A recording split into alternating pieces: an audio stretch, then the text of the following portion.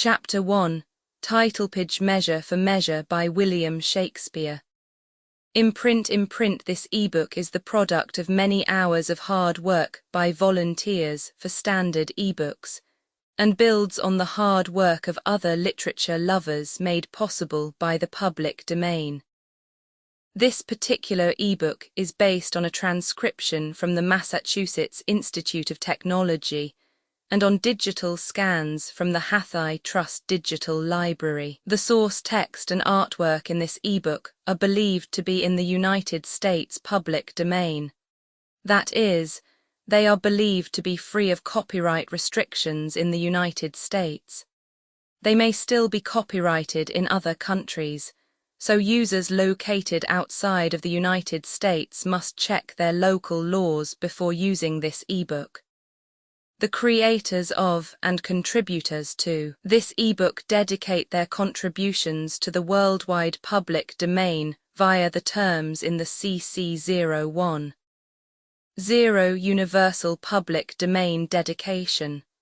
For full license information, see the uncopyright at the end of this ebook. Standard eBooks is a volunteer-driven project that produces ebook editions of public domain literature using modern typography, technology, and editorial standards, and distributes them free of cost. You can download this and other ebooks carefully produced for true book lovers at Standard Books. Org. Dramatis Personae Vincentio, the Duke Angelo, Deputy Escalus, an ancient Lord Claudio, a young gentleman Lucio, a fantastic 2 other gentlemen Provost Thomas, a friar Peter, a friar a Justice Varius Elbow, a simple constable Froth, a foolish gentleman Pompey, servant to Mistress Overdone a Porson, an executioner Barnardine, a dissolute prisoner Isabella, sister to Claudio Mariana, betrothed to Angelo Juliet, beloved of Claudio Francisca, a nun Mistress Overdone, aboard lords, officers, citizens, boy and attendants seen. Vienna. Measure for measure act, I seen, I an apartment in the Duke's palace. Enter Duke Escalus, lords and attendants. Duke Escalus my lord. Duke of government, the properties to unfold would seem in me to affect speech and discourse, since I am put to know that your own science exceeds in that the lists of all advice my strength can give you. Then no more remains but that to your sufficiency, as your worth is able, and let them work. The nature of our people, our cities' institutions, and the terms for common justice, you're as pregnant in as art and practice hath enriched any that we remember. There is our commission, from which we would not have you warp. Call hither, I say, bid come before us Angelo. Exit an attendant. What figure of us think you he will bear? For you must know, we have with special soul elected him our absence to supply, lent him our terror, dressed him with our love, and given his deputation all the organs of our own power. What think you of it? Escalus, if any in Vienna be of worth to undergo such ample grace and honour, it is Lord Angelo. Duke, look where he comes. Enter Angelo. Angelo, always obedient to your grace's will, I come to know your pleasure. Duke Angelo, there is a kind of character in thy life, that to the observer doth thy history fully unfold. Thyself and thy belongings are not thine own so proper as to waste thyself upon thy virtues, they on thee. Heaven doth with us as we with torches do, not light them for themselves, for if our virtues did not go forth of us, 'twere all alike as if we had them not. Spirits are not finely touched but to fine issues, nor nature never lends the smallest scruple of her excellence, but like a thrifty goddess, she determines herself the glory of a creditor, both thanks and use. But I do bend my speech to one that can my part in him advertise. Hold therefore, Angelo. In our remove be thou at full ourself. Mortality and mercy in Vienna live in thy tongue and heart. Old Escalus, though first in question, is thy secondary. Take thy commission. Angelo, now, good my lord, let there be some more test made of my metal, before so noble and so great a figure be stamped upon it. Duke, no more evasion. We have with a leavened and prepared choice proceeded to you, therefore take your honours. Our haste from hence is of so quick condition that it prefers itself, and leaves unquestioned matters of needful value. We shall write to you, as time and our concernings shall importune how it goes with us, and do look to know what doth befall you here. So fare you well, to the hopeful execution do I leave you of your commissions. Angelo, yet give leave, my lord, that we may bring you something on the way. Duke, my haste may not admit it, nor need you on mine honour have to do with any scruple.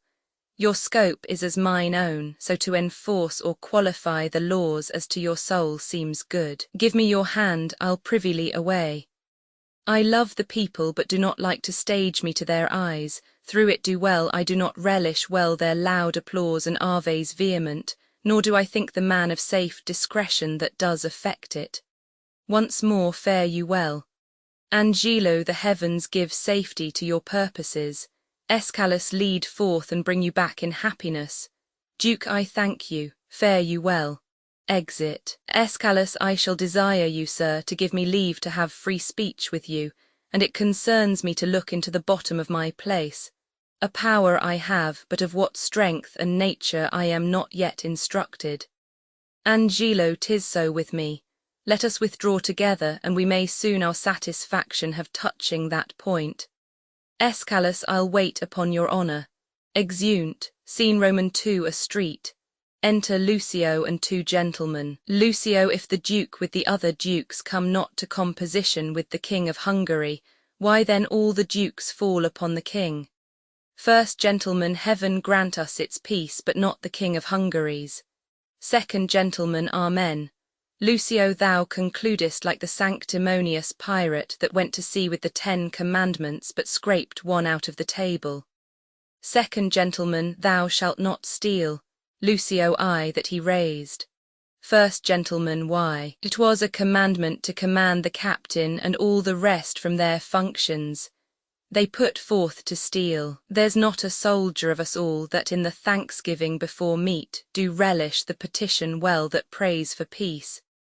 Second gentleman, I never heard any soldier dislike it.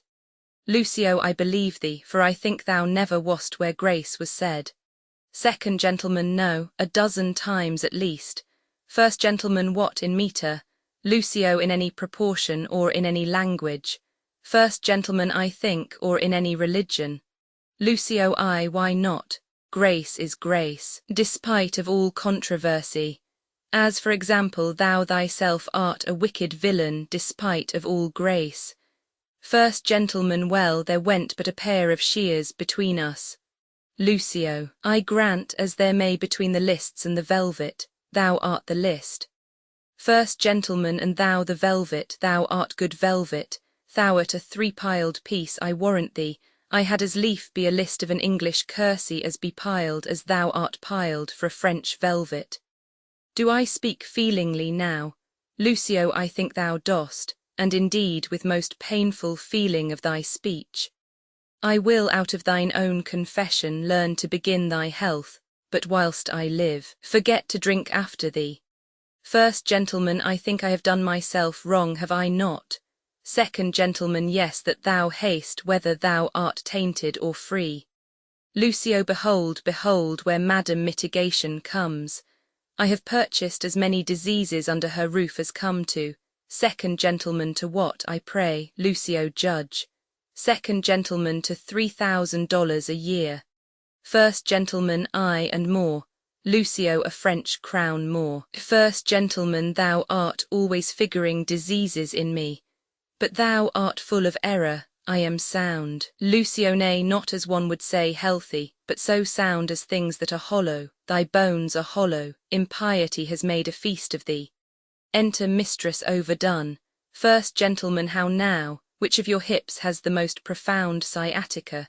Mistress Overdone, well, well, there's one yonder arrested and carried to prison was worth 5,000 of you all. Second gentleman, who's that, I pray thee? Mistress overdone marry, sir, that's Claudio, Signia Claudio. First gentleman Claudio to prison, 'tis not so. Mistress overdone, nay, but I know 'tis so. I saw him arrested, saw him carried away, and which is more, within these 3 days his head to be chopped off. Lucio, but after all this fooling I would not have it so. Art thou sure of this? Mistress overdone, I am too sure of it, and it is forgetting Madam Julietta with child. Lucio, believe me, this may be. He promised to meet me 2 hours since, and he was ever precise in promise-keeping. Second gentleman, besides, you know, it draws something near to the speech we had to such a purpose. First gentleman, but most of all, agreeing with the proclamation. Lucio, away, let's go learn the truth of it. Exeunt Lucio and gentlemen. Mistress overdone thus, what with the war, what with the sweat, what with the gallows, and what with poverty, I am custom shrunk. Enter Pompey. How now, what's the news with you? Pompey, yonder man is carried to prison. Mistress overdone, well. What has he done? Pompey, a woman. Mistress overdone, but what's his offence? Pompey, groping for trouts in a peculiar river. Mistress overdone, what, is there a maid with child by him? Pompey, no, but there's a woman with maid by him. You have not heard of the proclamation, have you? Mistress overdone, what proclamation, man? Pompey, all houses in the suburbs of Vienna must be plucked down. Mistress overdone, and what shall become of those in the city? Pompey, they shall stand for seed. They had gone down too, but that a wise burgher put in for them. Mistress overdone, but shall all our houses of resort in the suburbs be pulled down? Pompey, to the ground, mistress. Mistress overdone, why, here's a change indeed in the commonwealth. What shall become of me? Pompey, come, fear not you. Good counsellors lack no clients, though you change your place, you need not change your trade. I'll be your tapster still. Courage, there will be pity taken on you, you that have worn your eyes almost out in the service, you will be considered. Mistress overdone, what's to do here, Thomas Tapster? Let's withdraw. Pompey, here comes Signia Claudio, led by the provost to prison, and there's Madam Juliet. Exeunt. Enter Provost, Claudio, Juliet, and officers. Claudio, fellow, why dost thou show me thus to the world? Bear me to prison where I am committed. Provost, I do it not in evil disposition, but from Lord Angelo by special charge. Claudio, thus can the demigod authority make us pay down for our offence by weight the words of heaven, on whom it will, on whom it will not, so, yet still 'tis just. Re-enter Lucio and 2 gentlemen. Lucio, why, how now, Claudio, whence comes this restraint? Claudio, from too much liberty, my Lucio, liberty. As surfeit is the father of much fast, so every scope by the immoderate use turns to restraint.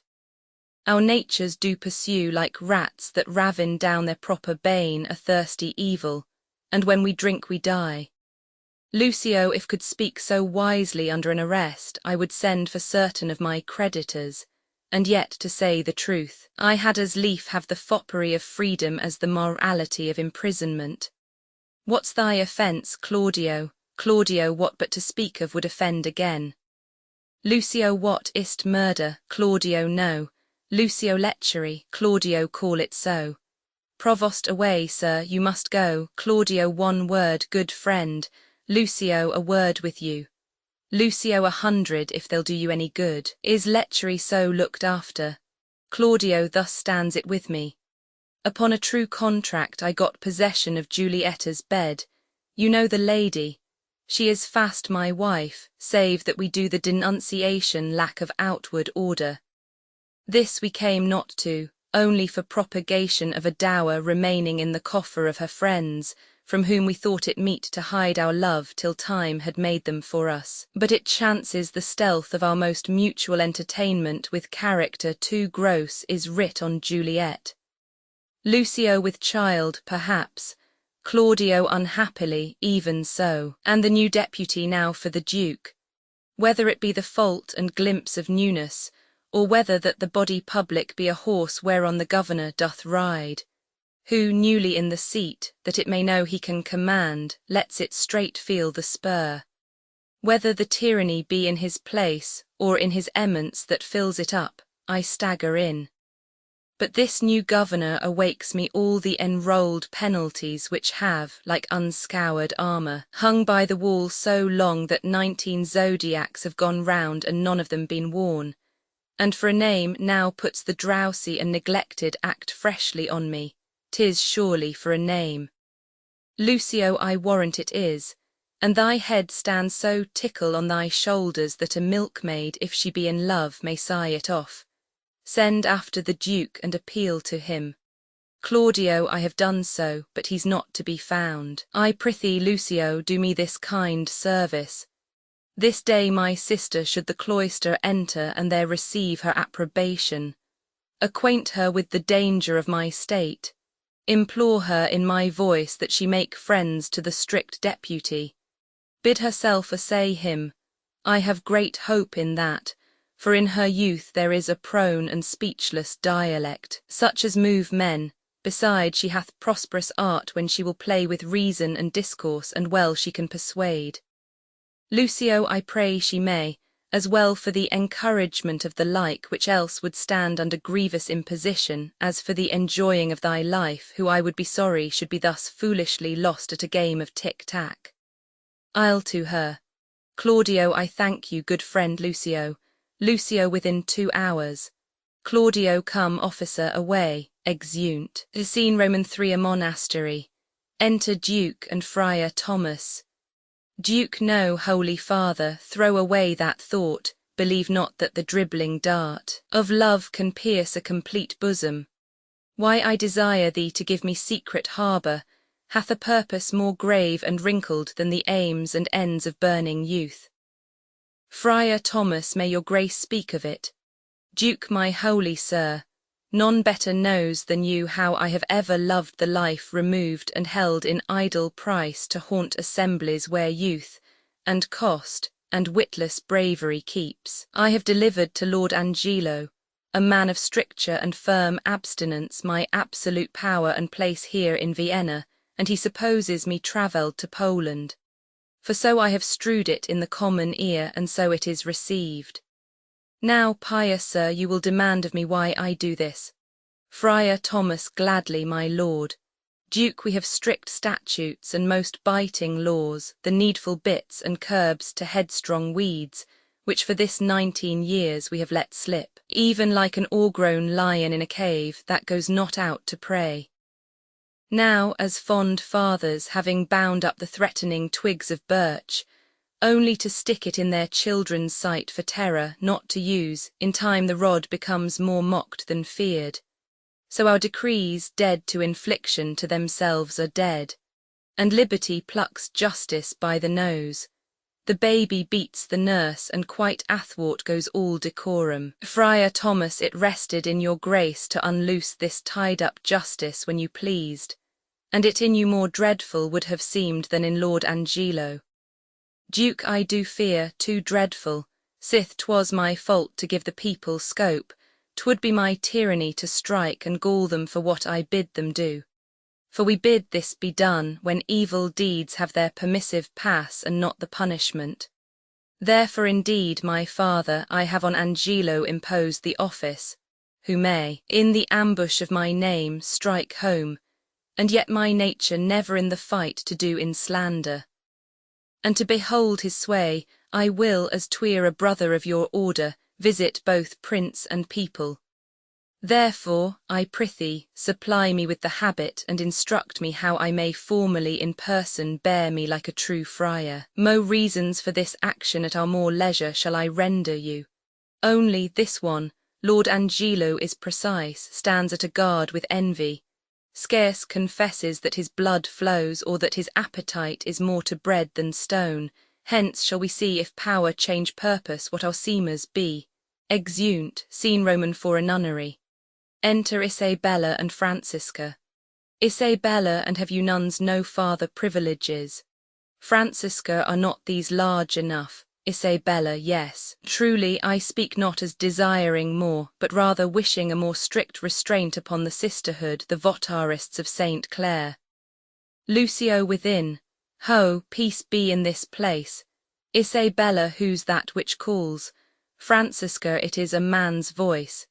Gentle Isabella, turn you the key and know his business of him. You may, I may not, you are yet unsworn. When you have vowed, you must not speak with men but in the presence of the prioress. Then if you speak, you must not show your face, or if you show your face, you must not speak. He calls again, I pray you answer him. Exit, Isabella, peace and prosperity. Who is't that calls? Enter Lucio. Lucio, hail, virgin, if you be as those cheek roses proclaim, you are no less. Can you so stead me as bring me to the sight of Isabella, a novice of this place and the fair sister to her unhappy brother Claudio? Isabella, why her unhappy brother? Let me ask, the rather, for I now must make you know I am that Isabella and his sister. Lucio, gentle and fair, your brother kindly greets you, not to be weary with you, he's in prison. Isabella, woe me. For what? Lucio, for that which, if myself might be his judge, he should receive his punishment in thanks. He hath got his friend with child.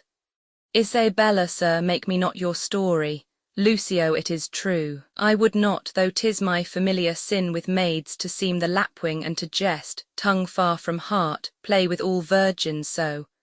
I hold you as a thing enskied and sainted by your renouncement an immortal spirit, and to be talked with in sincerity as with a saint. Isabella, you do blaspheme the good in mocking me. Lucio, do not believe it.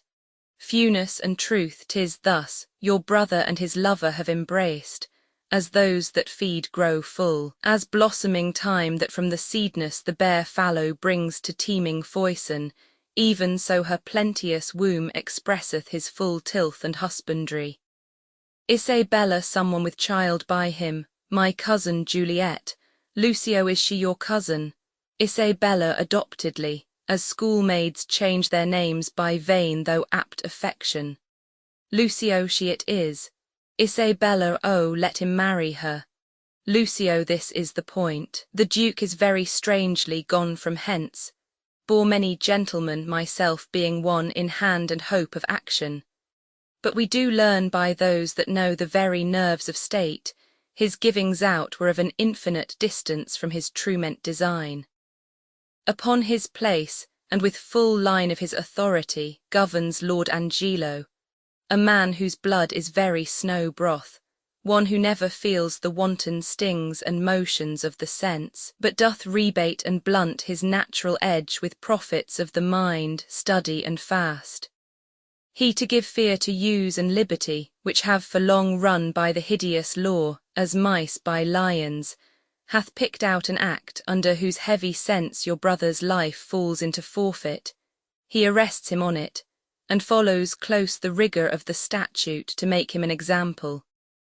All hope is gone, unless you have the grace by your fair prayer to soften Angelo, and that's my pith of business twixt you and your poor brother. Isabella, doth he so seek his life? Lucio has censured him already, and as I hear the provost hath a warrant for his execution. Isabella, alas, what poor abilities in me to do him good. Lucio, assay the power you have. Isabella, my power. Alas, I doubt. Lucio, our doubts are traitors and make us lose the good we oft might win by fearing to attempt.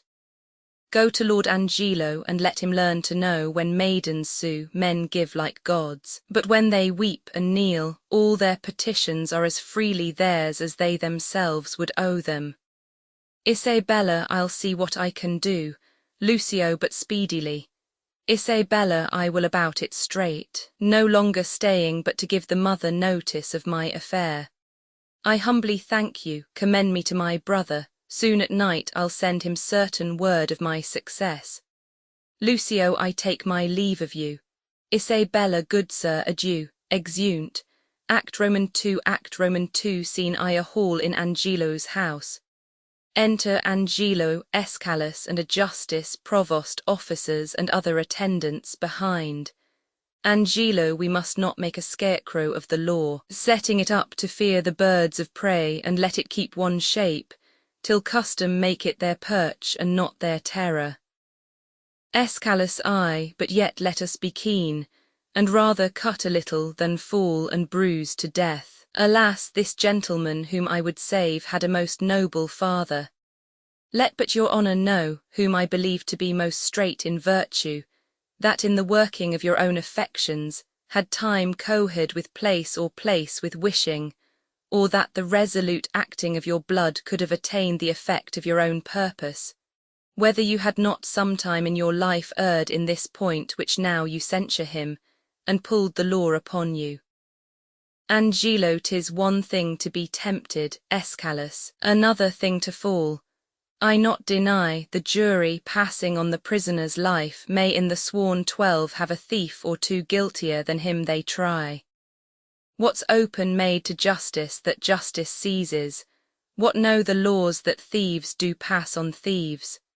'Tis very pregnant, the jewel that we find, we stoop and take because we see it. But what we do not see we tread upon and never think of it. You may not so extenuate his offence, for I have had such faults, but rather tell me, when I that censure him do so offend, let mine own judgment pattern out my death, and nothing come impartial. Sir, he must die, Escalus, be it as your wisdom will. Angelo, where is the provost? Provost here, if it like your honour. Angelo, see that Claudio be executed by 9 tomorrow morning. Bring him his confessor, let him be prepared, for that's the utmost of his pilgrimage. Exit Provost. Escalus aside. Well, heaven forgive him and forgive us all. Some rise by sin and some by virtue fall. Some run from breaks of ice and answer none, and some condemned for a fault alone. Enter Elbow and officers with froth and Pompey. Elbow, come, bring them away. If these be good people in a commonweal that do nothing but use their abuses in common houses, I know no law. Bring them away. Angelo, how now, sir? What's your name, and what's the matter? Elbow, if it please your honour, I am the poor Duke's constable, and my name is Elbow. I do lean upon justice, sir, and do bring in here before your good honour 2 notorious benefactors. Angelo, benefactors. Well, what benefactors are they? Are they not malefactors? Elbow, if it please your honour, I know not well what they are, but precise villains they are that I am sure of, and void of all profanation in the world that good Christians ought to have. Escalus, this comes off well, here's a wise officer. Angelo, go to, what quality are they of? Elbow is your name, why dost thou not speak Elbow? Pompey, he cannot, sir, he's out at Elbow. Angelo, what are you, sir? Elbow, he, sir, a tapster, sir, parcel board, one that serves a bad woman, whose house, sir, was, as they say, plucked down in the suburbs, and now she professes a hot house, which, I think, is a very ill house too. Escalus, how know you that? Elbow, my wife, sir, whom I detest before heaven and your honour. Escalus, how? Thy wife? Elbow, I, sir, whom I thank heaven is an honest woman. Escalus, dost thou detest her therefore? Elbow, I say, sir, I will detest myself also as well as she, that this house, if it be not a bawd's house, it is pity of her life, for it is a naughty house.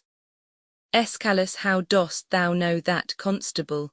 Elbow, marry, sir, by my wife, who, if she had been a woman cardinally given, might have been accused in fornication, adultery, and all uncleanliness there. Escalus, by the woman's means. Elbow, I, sir, by Mistress Overdone's means, but as she spit in his face, so she defied him. Pompey, sir, if it please your honour, this is not so. Elbow, prove it before these varlets here, thou honourable man, prove it. Escalus, do you hear how he misplaces? Pompey, sir, she came in great with child, and longing, saving your honour's reverence for stewed prunes. Sir, we had but 2 in the house, which at that very distant time stood as it were in a fruit dish, a dish of some 3 pence. Your honours have seen such dishes. They are not china dishes, but very good dishes.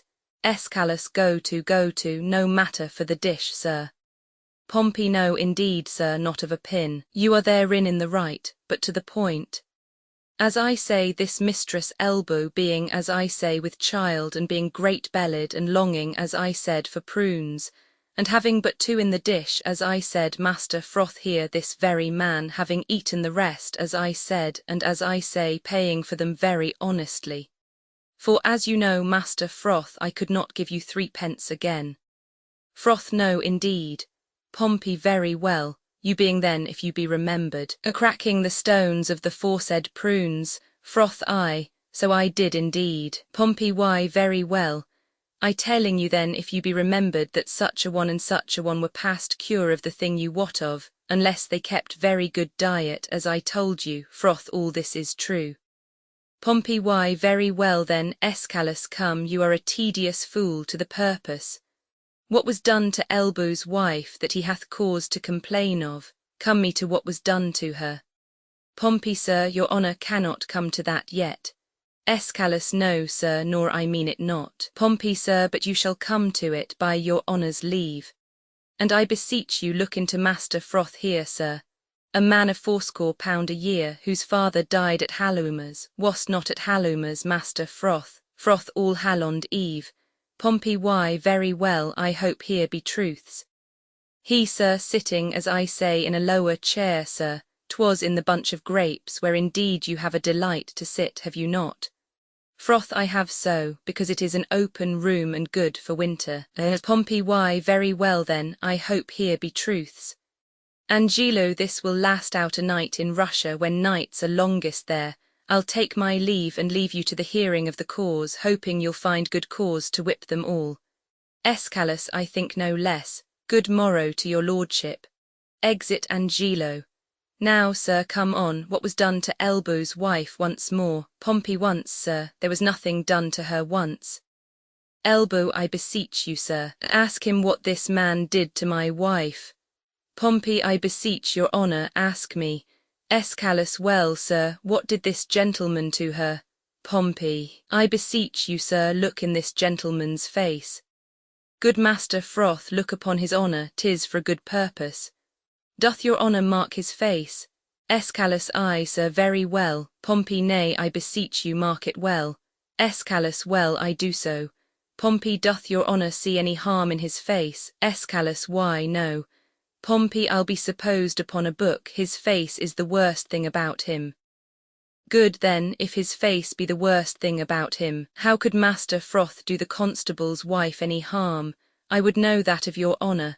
Escalus, he's in the right. Constable, what say you to it? Elbow, first, and it like you, the house is a respected house. Next, this is a respected fellow, and his mistress is a respected woman. Pompey, by this hand, sir, his wife is a more respected person than any of us all. Elbow, varlet, thou least, wicked varlet. The time is yet to come that she was ever respected with man, woman. Thou child. Pompey, sir, she was respected with him before he married with her. Escalus, which is the wiser here, justice or iniquity? Is this true? Elbow, O thou caitiff, O thou varlet, O thou wicked Hannibal, I respected with her before I was married to her. If ever I was respected with her, or she with me, let not your worship think me the poor duke's officer. Prove this, thou wicked Hannibal, or I'll have mine action of battery on thee. Escalus, if he took you a box o' the ear, you might have your action of slander too. Elbow, marry, I thank your good worship for it. What is't your worship's pleasure I shall do with this wicked caitiff? Escalus, truly, officer, because he hath some offences in him that thou wouldst discover if thou couldst, let him continue in his courses till thou knowest what they are. Elbow, marry, I thank your worship for it. Thou seest, thou wicked varlet, now what's come upon thee? Thou art to continue now, thou varlet, thou art to continue. Escalus, where were you born, friend? Froth, here in Vienna, sir. Escalus, are you of 80 pounds a year? Froth, yes, an't please you, sir. Escalus, so, what trade are you of, sir? Pompey, a tapster, a poor widow's tapster. Escalus, your mistress' name? Pompey, mistress overdone. Escalus, hath she had any more than one husband? Pompey, 9, sir, overdone by the last. Escalus, 9. Come hither to me, Master Froth. Master Froth, I would not have you acquainted with tapsters, they will draw you. Master Froth, and you will hang them. Get you gone, and let me hear no more of you. Froth, I thank your worship. For mine own part, I never come into any room in a taff-house, but I am drawn in. Escalus, well, no more of it, Master Froth, farewell. Exit Froth. Come you hither to me, Master Tapster. What's your name, Master Tapster? Pompey, Pompey. Escalus, what else? Pompey, bum, sir. Escalus, troth, and your bum is the greatest thing about you, so that in the beastliest sense you are Pompey the Great. Pompey, you are partly aboard, Pompey, howsoever you colour it in being a tapster, are you not? Come, tell me true, it shall be the better for you. Pompey, truly, sir, I am a poor fellow that would live. Escalus, how would you live, Pompey? By being aboard. What do you think of the trade, Pompey? Is it a lawful trade? Pompey, if the law would allow it, sir. Escalus, but the law will not allow it, Pompey, nor it shall not be allowed in Vienna.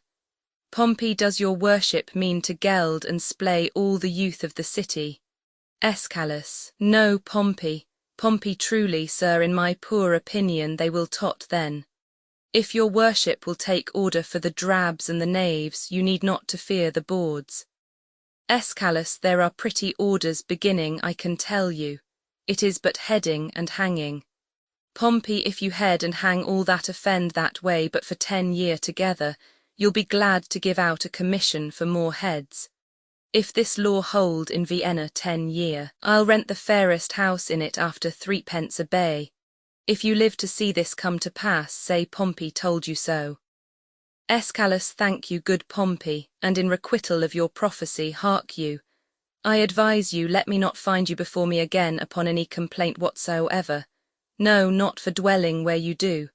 If I do, Pompey, I shall beat you to your tent and prove a shrewd Caesar to you.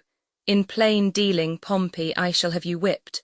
So for this time, Pompey, fare you well. Pompey, I thank your worship for your good counsel. Aside, but I shall follow it as the flesh and fortune shall better determine. Whip me. No, no, let Carmen whip his jade, the valiant heart's not whipped out of his trade. Exit.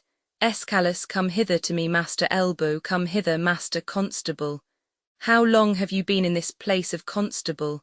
Elbow, 7 year and a half, sir.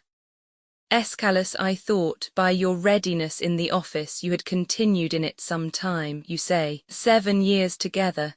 Elbow and a half, sir. Escalus, alas, it hath been great pains to you. They do you wrong to put you so oft up on't. Are there not men in your ward sufficient to serve it?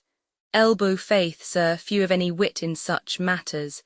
As they are chosen, they are glad to choose me for them. I do it for some piece of money and go through with all. Escalus, look, you bring me in the names of some 6 or 7, the most sufficient of your parish. Elbow, to your worship's house, sir. Escalus, to my house. Fare you well. Exit Elbow. What's o'clock, think you? Justice, 11, sir. Escalus, I pray you home to dinner with me. Justice, I humbly thank you. Escalus, it grieves me for the death of Claudio, but there's no remedy. Justice, Lord Angelo is severe. Escalus, it is but needful, mercy is not itself that oft looks so. Pardon is still the nurse of second woe, but yet, poor Claudio, there is no remedy. Come, sir, exeunt. Scene Roman 2, another room in the same. Enter Provost and a servant. Servant, he's hearing of a cause, he will come straight, I'll tell him of you. Provost, pray you do. Exit servant, I'll know his pleasure, maybe he will relent. Alas, he hath but as offended in a dream. All sects, all ages smack of this vice, and he to die fought. Enter Angelo. Angelo, now, what's the matter, Provost? Provost, is it your will Claudio shall die tomorrow? Angelo, did not I tell thee yere? Hadst thou not order, why dost thou ask again? Provost, lest I might be too rash, under your good correction I have seen when after execution judgment hath repented o'er his doom. Angelo, go to, let that be mine, do you your office or give up your place, and you shall well be spared. Provost, I crave your honour's pardon. What shall be done? Sir, with the groaning Juliet, she's very near her hour. Angelo, dispose of her to some more fitter place, and that with speed. Re-enter servant. Servant, here is the sister of the man condemned desires access to you. Angelo, hath he a sister? Provost. Ay, my good lord, a very virtuous maid, and to be shortly of a sisterhood, if not already. Angelo, well, let her be admitted. Exit servant. See you the fornicatress be removed. Let have needful but not lavish means there shall be order fought. Enter Isabella and Lucio. Provost, God save your honour. Angelo, stay a little while. To Isabella. You're welcome, what's your will? Isabella, I am a woeful suitor to your honour, please but your honour hear me. Angelo, well, what's your suit? Isabella, there is a vice that most I do abhor and most desire should meet the blow of justice, for which I would not plead but that I must, for which I must not plead but that I am at war twixt will and will not. Angelo, well, the matter. Isabella, I have a brother is condemned to die. I do beseech you let it be his fault and not my brother. Provost aside. Heaven give thee moving graces. Angelo, condemn the fault and not the actor of it. Why, every fault's condemned ere it be done. Mine were the very cipher of a function to find the faults whose fine stands in record and let go by the actor. Isabella, O just but severe law, I had a brother then. Heaven keep your honour. Lucio aside to Isabella. Give it not also to him again, entreat him. Kneel down before him, hang upon his gown, you are too cold. If you should need a pin, you could not with more tame a tongue desire it. To him I say, Isabella, must he needs die? Angelo, maiden, no remedy. Isabella, yes, I do think that you might pardon him, and neither heaven nor man grieve at the mercy. Angelo, I will not dot. Isabella, but can you if you would? Angelo, look what I will not that I cannot do. Isabella, but might you dot and do the world no wrong, if so your heart were touched with that remorse as mine is to him. Angelo, he's sentenced, 'tis too late. Lucio aside to Isabella. You are too cold. Isabella, too late. Why no, I that do speak a word may call it back again. Well, believe this, no ceremony that to great ones longs, not the king's crown, nor the deputed sword, the marshal's truncheon, nor the judge's robe, become them with one half so good a grace as mercy does. If he had been as you and you as he, you would have slipped like him, but he like you would not have been so stern. Angelo, pray you, be gone. Isabella, I would to heaven I had your potency and you were Isabel. Should it then be thus, no, I would tell what 'twere to be a judge and what a prisoner. Lucio aside to Isabella. I touch him, there's the vein. Angelo, your brother is a forfeit of the law, and you but waste your words. Isabella, alas, alas. Why, all the souls that were forfeit once, and he that might the vantage best have took found out the remedy. How would you be if he which is the top of judgment should but judge you as you are? Oh, think on that, and mercy then will breathe within your lips like man new made. Angelo, be you content, fair maid, it is the law, not I condemn your brother. Were he my kinsman, brother, or my son, it should be thus with him, he must die tomorrow. Isabella, tomorrow. Oh, that's sudden, spare him, he's not prepared for death. Even for our kitchens we kill the fowl of season. Shall we serve heaven with less respect than we do minister to our gross selves? Good, good my lord, bethink you, who is it that hath died for this offence? There's many have committed it. Lucio, aside to Isabella. Ay, well said. Angelo, the law hath not been dead though it hath slept. Those many had not dared to do that evil if the first that did the edict infringe had answered for his deed. Now 'tis awake, takes note of what is done, and like a prophet looks in a glass that shows what future evils either new or by remissness new conceived, and so in progress to be hatched and born, are now to have no successive degrees, but ere they live to end. Isabella, yet show some pity. Angelo, I show it most of all when I show justice, for then I pity those I do not know, which a dismissed offence would after gall, and do him right that answering one foul wrong lives not to act another. Be satisfied, your brother dies tomorrow, be content. Isabella, so you must be the first that gives this sentence, and he that suffers.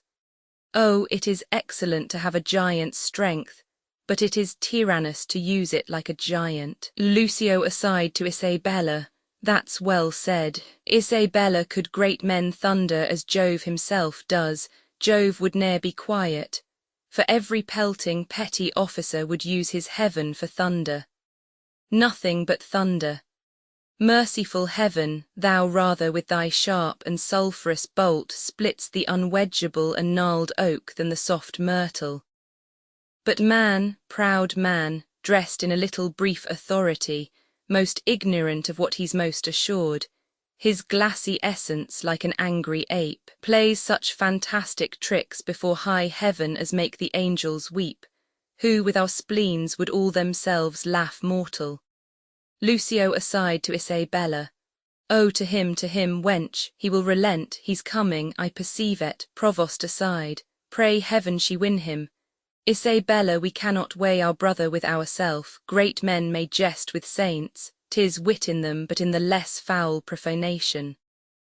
Lucio, thou'rt I the right girl, more oh that. Isabella, that in the captain's but a choleric word, which in the soldier is flat blasphemy. Lucio aside to Isabella, art avised o' that, more on't. Angelo, why do you put these sayings upon me? Isabella, because authority, though it err like others, hath yet a kind of medicine in itself that skins the vice o' the top. Go to your bosom, knock there, and ask your heart what it doth know that's like my brother's fault. If it confess a natural guiltiness such as is his, let it not sound a thought upon your tongue against my brother's life. Angelo aside, she speaks, and 'tis such sense that my sense breeds with it. Fare you well. Isabella, gentle my lord, turn back. Angelo, I will bethink me, come again tomorrow. Isabella, hark how I'll bribe you, good my lord, turn back. Angelo, how? Bribe me. Isabella, I with such gifts that heaven shall share with you. Lucio aside to Isabella, you had marred all else. Isabella, not with fond shekels of the tested gold, or stones whose rates are either rich or poor as fancy values them, but with true prayers that shall be up at heaven and enter there ere sunrise, prayers from preserved souls, from fasting maids whose minds are dedicate to nothing temporal. Angelo, well, come to me tomorrow. Lucio aside to Isabella, go to, 'tis well, away. Isabella, heaven keep your honour safe. Angelo aside, amen, for I am that way going to temptation where prayers cross. Isabella, at what hour tomorrow shall I attend your lordship? Angelo, at any time forenoon. Isabella, save your honour, exeunt Isabella, Lucio and Provost. Angelo, from thee, even from thy virtue, what's this, what's this? Is this her fault or mine, the tempter or the tempted who sins most? Ha, not she, nor doth she tempt, but it is I that, lying by the violet in the sun, do as the carrion does, not as the flower, corrupt with virtuous season. Can it be that modesty may more betray our sense than woman's lightness? Having waste ground enough, shall we desire to raise the sanctuary and pitch our evils there? O fie, fie, fie! What dost thou, or what art thou, Angelo? Dost thou desire her foully for those things that make her good? Oh, let her brother live. Thieves for their robbery have authority when judges steal themselves. What do I love her that I desire to hear her speak again and feast upon her eyes? What is't I dream on, O cunning enemy, that to catch a saint with saints dost bait thy hook? Most dangerous is that temptation that doth goad us on to sin in loving virtue. Never could the strumpet with all her double vigour, art and nature once stir my temper, but this virtuous maid subdues me quite. Even till now, when men were fond, I smiled and wondered how. Exit. Scene Roman 3, a room in a prison. Enter severally Duke disguised as a friar and Provost. Duke, hail to you, Provost. So I think you are. Provost, I am the Provost. What's your will, good friar? Duke, bound by my charity and my blessed order, I come to visit the afflicted spirits here in the prison. Do me the common right to let me see them and to make me know the nature of their crimes, that I may minister to them accordingly. Provost, I would do more than that, as if more were needful. Enter Juliet. Look, here comes one, a gentlewoman of mine, who, falling in the flaws of her own youth, hath blistered her report. She is with child, and he that got it sentenced, a young man more fit to do another such offence than die for this. Duke, when must he die? Provost, as I do think tomorrow. I have provided for you, stay a while to Juliet, and you shall be conducted. Duke, repent you, fair one, of the sin you carry. Juliet, I do, and bear the shame most patiently. Duke, I'll teach you how you shall arraign your conscience, and try your penitence if it be sound or hollowly put on. Juliet, I'll gladly learn. Duke, love you the man that wronged you? Juliet, yes, as I love the woman that wronged him. Duke, so then it seems your most offenseful act was mutually committed. Juliet, mutually. Duke, then was your sin of heavier kind than his? Juliet, I do confess it and repent it, father. Duke, 'tis meet so, daughter. But lest you do repent, as that the sin hath brought you to this shame, which sorrow is always towards ourselves, not heaven, showing we would not spare heaven as we love it, but as we stand in fear. Juliet, I do repent me as it is an evil, and take the shame with joy. Duke, there rest. Your partner, as I hear, must die tomorrow, and I am going with instruction to him. Grace go with you, benedicite. Exit. Juliet must die tomorrow. O injurious love, that respites me a life, whose very comfort is still a dying horror. Provost, 'tis pity of him. Exeunt. Scene Roman 4, a room in Angelo's house. Enter Angelo. Angelo, when I would pray and think, I think and pray to several subjects. Heaven hath my empty words, whilst my invention, hearing not my tongue, anchors on Isabel. Heaven in my mouth, as if I did but only chew his name, and in my heart the strong and swelling evil of my conception. The state whereon I studied is like a good thing, being often read, grown, feared, and tedious. Yea, my gravity wherein let no man hear me. I take pride, could I with boot change for an idle plume which the air beats for vain. O place, O form, how often dost thou with thy case, thy habit, wrench ore from fools and tie the wiser souls to thy false seeming. Blood, thou art blood, let's write good angel on the devil's horn, 'tis not the devil's crest. Enter a servant, how now, who's there? Servant one, Isabel, a sister, desires access to you. Angelo, teach her the way.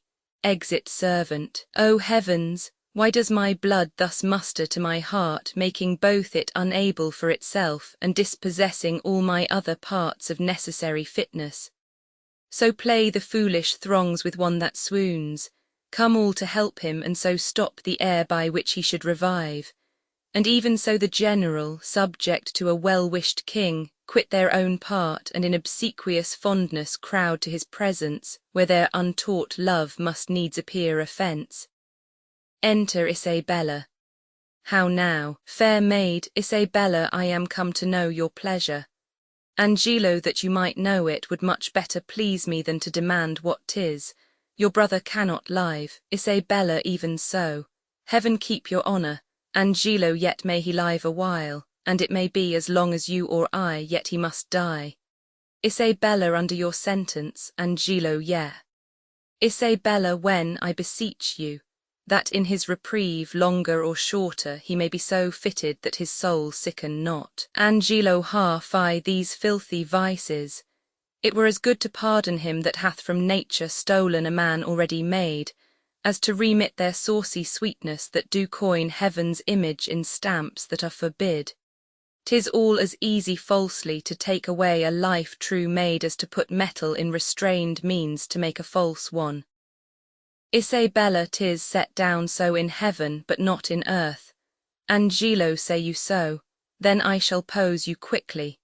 Which had you rather, that the most just law now took your brother's life, or to redeem him give up your body to such sweet uncleanness as she that he hath stained.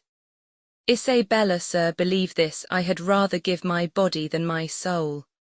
Angelo, I talk not of your soul, our compelled sins stand more for number than for a compt. Isabella, how say you? Angelo, nay, I'll not warrant that, for I can speak against the thing I say. Answer to this, I now the voice of the recorded law pronounce a sentence on your brother's life. Might there not be a charity in sin to save this brother's life? Isabella, please you to dot, I'll take it as a peril to my soul, it is no sin at all but charity. Angelo, pleased you to dot at peril of your soul were equal poise of sin and charity. Isabella, that I do beg his life, if it be sin, heaven let me bear it. You granting of my suit, if that be sin, I'll make it my morn prayer to have it added to the faults of mine, and nothing of your answer. Angelo, nay, but hear me. Your sense pursues not mine, either you are ignorant or seem so craftily, and that's not good. Isabella, let me be ignorant, and in nothing good, but graciously to know I am no better.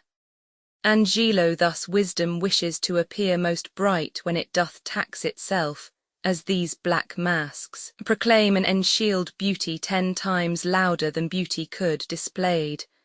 But mark me, to be received plain, I'll speak more gross, your brother is to die. Isabella, so. Angelo, and his offence is so as it appears accountant to the law upon that pain. Isabella, true. Angelo, admit no other way to save his life.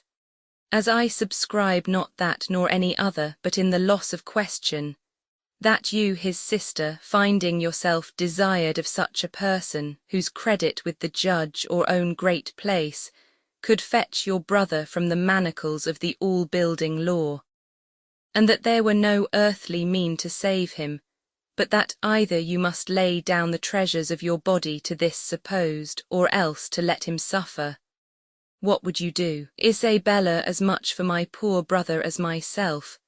That is, were I under the terms of death, the impression of keen whips I'ld wear as rubies and strip myself to death, as to a bed that longing have been sick for, ere I'ld yield my body up to shame. Angelo, then must your brother die. Isabella, and 'twere the cheaper way, better it were a brother died at once, than that a sister, by redeeming him, should die for ever. Angelo, were not you then as cruel as the sentence that you have slandered so? Isabella, ignominy in ransom and free pardon are of 2 houses. Lawful mercy is nothing kin to foul redemption. Angelo, you seemed of late to make the law a tyrant, and rather proved the sliding of your brother a merriment than a vice. Isabella, oh, pardon me, my lord, it oft falls out, to have what we would have, we speak not what we mean. I something do excuse the thing I hate, for his advantage that I dearly love. Angelo, we are all frail. Isabella, else let my brother die, if not of feedery, but only he owe and succeed thy weakness. Angelo, nay, women are frail too. Isabella, I as the glasses where they view themselves, which are as easy broke as they make forms.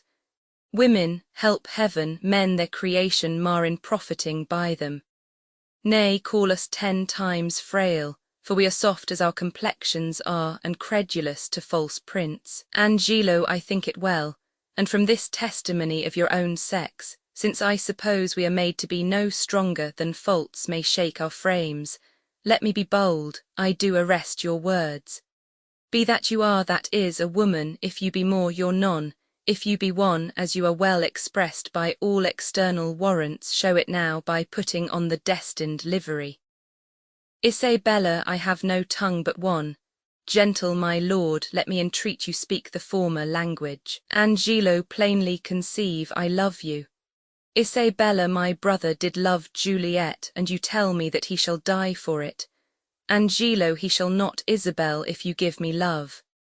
Isabella, I know your virtue hath a licence in't, which seems a little fouler than it is to pluck on others. Angelo, believe me on mine honour, my words express my purpose. Isabella, ha, little honour to be much believed, and most pernicious purpose. Seeming, I will proclaim thee Angelo, look fort, sign me a present pardon for my brother, or with an outstretched throat I'll tell the world aloud what man thou art. Angelo, who will believe thee, Isabel?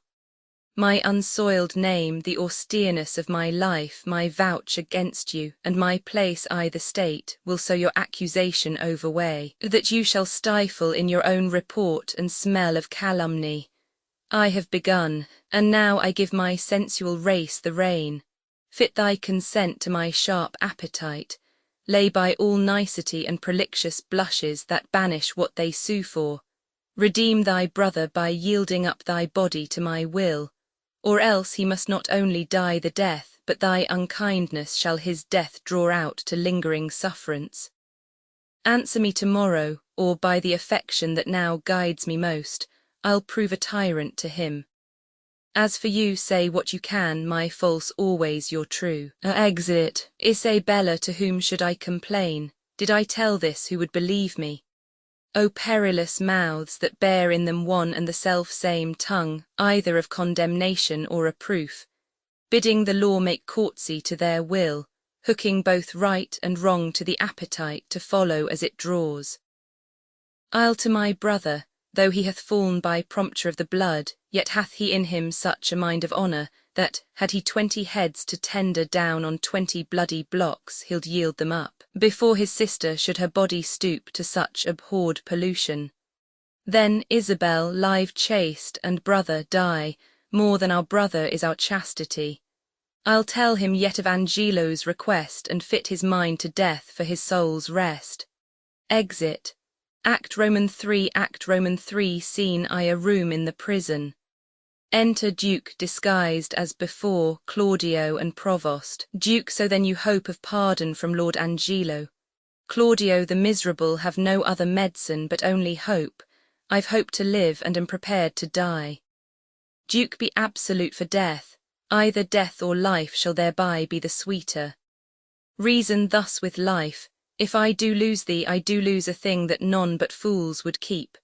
A breath thou art, servile to all the skyey influences that dost this habitation, where thou keep'st, hourly afflict. Merely thou art death's fool. For him thou labour'st by thy flight to shun, and yet run'st toward him still. Thou art not noble, for all the accommodations that thou bear'st are nursed by baseness. Thou'rt by no means valiant, for thou dost fear the soft and tender fork of a poor worm. Thy best of rest is sleep, and that thou oft provokest, yet grossly fear'st thy death which is no more. Thou art not thyself, for thou exist'st on many 1,000 grains that issue out of dust. Happy thou art not, for what thou hast not still thou strivest to get, and what thou hast forget'st. Thou art not certain, for thy complexion shifts to strange effects after the moon. If thou art rich, thou'rt poor, for like an ass whose back with ingots bows, thou bear'st thy heavy riches but a journey, and death unloads thee. Friend, haste thou none, for thine own bowels, which do call thee sire, the mere effusion of thy proper loins, do curse the gout, serpigo, and the rheum for ending thee no sooner. Thou hast nor youth nor age, but as it were an after-dinner's sleep, dreaming on both, for all thy blessed youth becomes as aged, and doth beg the arms of palsied eld. And when thou art old and rich, thou hast neither heat, affection, limb, nor beauty to make thy riches pleasant. What's yet in this that bears the name of life? Yet in this life lie hid mo 1,000 deaths. Yet death we fear, that makes these odds all even. To Claudio I humbly thank you. To sue to live I find I seek to die, and seeking death find life, let it come on. Isabella within. What ho, peace here, grace and good company, Provost. Who's there? Come in, the wish deserves a welcome. Duke dear sir, ere long I'll visit you again. Claudio most holy sir, I thank you, enter Isabella. Isabella, my business is a word or two with Claudio, Provost, and very welcome. Look, Signia, here's your sister. Duke Provost, a word with you, Provost, as many as you please. Duke, bring me to hear them speak where I may be concealed. Exeunt Duke and Provost. Claudio, now, sister, what's the comfort? Issay Bella, why, as all comforts are, most good indeed. Lord Angelo, having affairs to heaven, intends you for his swift ambassador, where you shall be an everlasting liger. Therefore your best appointment make with speed, tomorrow you set on. Claudio, is there no remedy? Issay Bella, none but such remedy as to save a head to cleave a heart in twain. Claudio, but is there any? Issay Bella, yes, brother, you may live. There is a devilish mercy in the judge, if you'll implore it. That will free your life, but fetter you till death. Claudio, perpetual durance. Issay Bella, I just. Perpetual durance, a restraint, though all the world's vastidity you had to a determined scope. Claudio, but in what nature? Issay Bella, in such a one as you consenting tot would bark your honour from that trunk you bear and leave you naked. Claudio, let me know the point. Issay Bella, oh, I do fear thee, Claudio, and I quake lest thou a feverous life shouldst entertain, and 6 or 7 winters more respect than a perpetual honour. Darest thou die? The sense of death is most in apprehension, and the poor beetle that we tread upon in corporal sufferance finds a pang as great as when a giant dies. Claudio, why give you me this shame? Think you I can a resolution fetch from flowery tenderness? If I must die, I will encounter darkness as a bride and hug it in mine arms. Issay Bella, there spake my brother, there my father's grave did utter forth a voice. Yes, thou must die, thou art too noble to conserve a life in base appliances. This outward sainted deputy, whose settled visage and deliberate word nips youth i' the head and follies doth emu as falcon doth the fowl, is yet a devil. His filth within being cast, he would appear a pond as deep as hell. Claudio, the Prenzi Angelo. Issay Bella, oh, 'tis the cunning livery of hell, the damnedst body to invest and cover in Prenzi guards. Dost thou think, Claudio, if I would yield him my virginity, thou mightst be freed? Claudio, O heavens, it cannot be. Issay Bella, yes, he would give it thee from this rank offence, so to offend him still. This night's the time that I should do what I abhor to name, or else thou deest tomorrow. Claudio, thou shalt not dot. Issay Bella, oh, were it but my life, I'ld throw it down for your deliverance as frankly as a pin. Claudio, thanks, dear Isabel. Issay Bella, be ready, Claudio, for your death tomorrow. Claudio, yes, has he affections in him that thus can make him bite the law by the nose when he would force it? Sure it is no sin, or of the deadly 7 it is the least. Issay Bella, which is the least? Claudio, if it were damnable, he being so wise, why would he for the momentary trick be perdurably fined? O Isabel! Issay Bella, what says my brother? Claudio, death is a fearful thing. Issay Bella, and shamed life are hateful. Claudio, I, but to die, and go we know not where, to lie in cold obstruction and to rot, this sensible warm motion to become a kneaded clod, and the delighted spirit to bathe in fiery floods, or to reside in thrilling region of thick-ribbed ice, to be imprisoned in the viewless winds and blown with restless violence round about the pendant world, or to be worse than worst of those that lawless and in certain thought imagine howling. 'Tis too horrible, the weariest and most loathed worldly life that age, ache, penury and imprisonment can lay on nature is a paradise to what we fear of death. Issay Bella, alas, alas! Claudio, sweet sister, let me live. What sin you do to save a brother's life, nature dispenses with the deed so far that it becomes a virtue. Issay Bella, O you beast, O faithless coward, O dishonest wretch, wilt thou be made a man out of my vice? Is't not a kind of incest to take life from thine own sister's shame? What should I think? Heaven shield my mother played my father fair, for such a warped slip of wilderness ne'er issued from his blood. Take my defiance, die, perish, might but my bending down reprieve thee from thy fate it should proceed. I'll pray 1,000 prayers for thy death, no word to save thee. Claudio, nay, hear me, Isabel. Isabella, oh, fie, thy sin's not accidental, but a trade. Mercy to thee would prove itself abhorred, 'tis best thou deest quickly. Claudio, oh, hear me, Isabella, re-enter Duke. Duke, vouchsafe a word, young sister, but one word. Isabella, what is your will?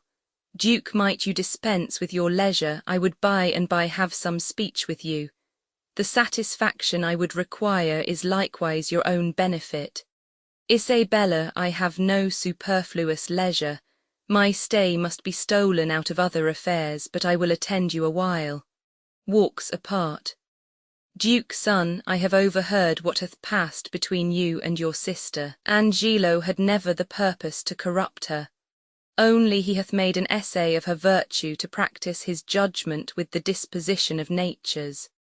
She, having the truth of honour in her, hath made him that gracious denial which he is most glad to receive. I am confessor to Angelo, and I know this to be true. Therefore prepare yourself to death. Do not satisfy your resolution with hopes that are fallible. Tomorrow you must die. Go to your knees and make ready. Claudio, let me ask my sister pardon. I am so out of love with life that I will sue to be rid of it. Duke, hold you there, farewell. Exit Claudio. Provost, a word with you. Re-enter Provost. Provost, what's your will? Father, Duke, that now you are come you will be gone. Leave me a while with the maid, my mind promises with my habit no loss shall touch her by my company. Provost, in good time. Exit Provost. Isabella comes forward. Duke, the hand that hath made you fair hath made you good. The goodness that is cheap in beauty makes beauty brief in goodness. But grace, being the soul of your complexion, shall keep the body of it ever fair. The assault that Angelo hath made to you, fortune hath conveyed to my understanding, and but that frailty hath examples for his falling, I should wonder at Angelo. How will you do to content this substitute, and to save your brother? Isabella, I am now going to resolve him. I had rather my brother die by the law than my son should be unlawfully born. But oh, how much is the good Duke deceived in Angelo! If ever he return and I can speak to him, I will open my lips in vain or discover his government. Duke, that shall not be much amiss. Yet as the matter now stands, he will avoid your accusation. He made trial of you only. Therefore fasten your ear on my advisings. To the love I have in doing good a remedy presents itself. I do make myself believe that you may most uprighteously do a poor wronged lady a merited benefit. Redeem your brother from the angry law. Do no stain to your own gracious person, and much please the absent Duke, if peradventure he shall ever return to have hearing of this business. Isabella, let me hear you speak farther. I have spirit to do anything that appears not foul in the truth of my spirit. Duke, virtue is bold, and goodness never fearful. Have you not heard speak of Mariana, the sister of Frederick, the great soldier who miscarried at sea? Isabella, I have heard of the lady, and good words went with her name. Duke, she should this Angelo have married, was affianced to her by oath and the nuptial appointed, between which time of the contract and limit of the solemnity her brother Frederick was wrecked at sea, having in that perished vessel the dowry of his sister. But mark how heavily this befell to the poor gentlewoman.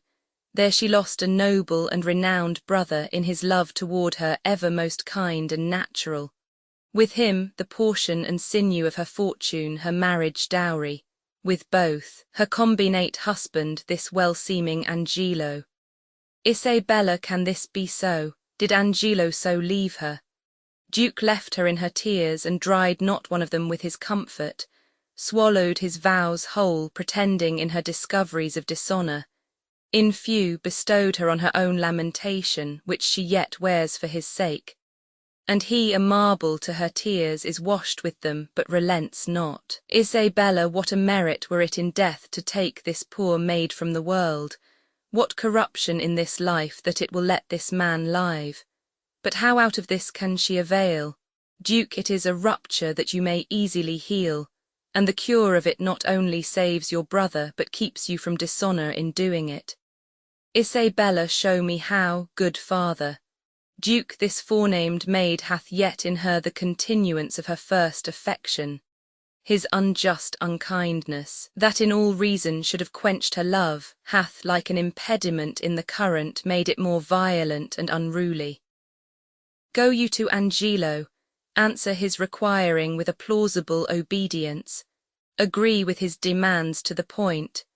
Only refer yourself to this advantage, first, that your stay with him may not be long, that the time may have all shadow and silence in it, and the place answer to convenience. This being granted in course, and now follows all, we shall advise this wronged maid to stead up your appointment, go in your place.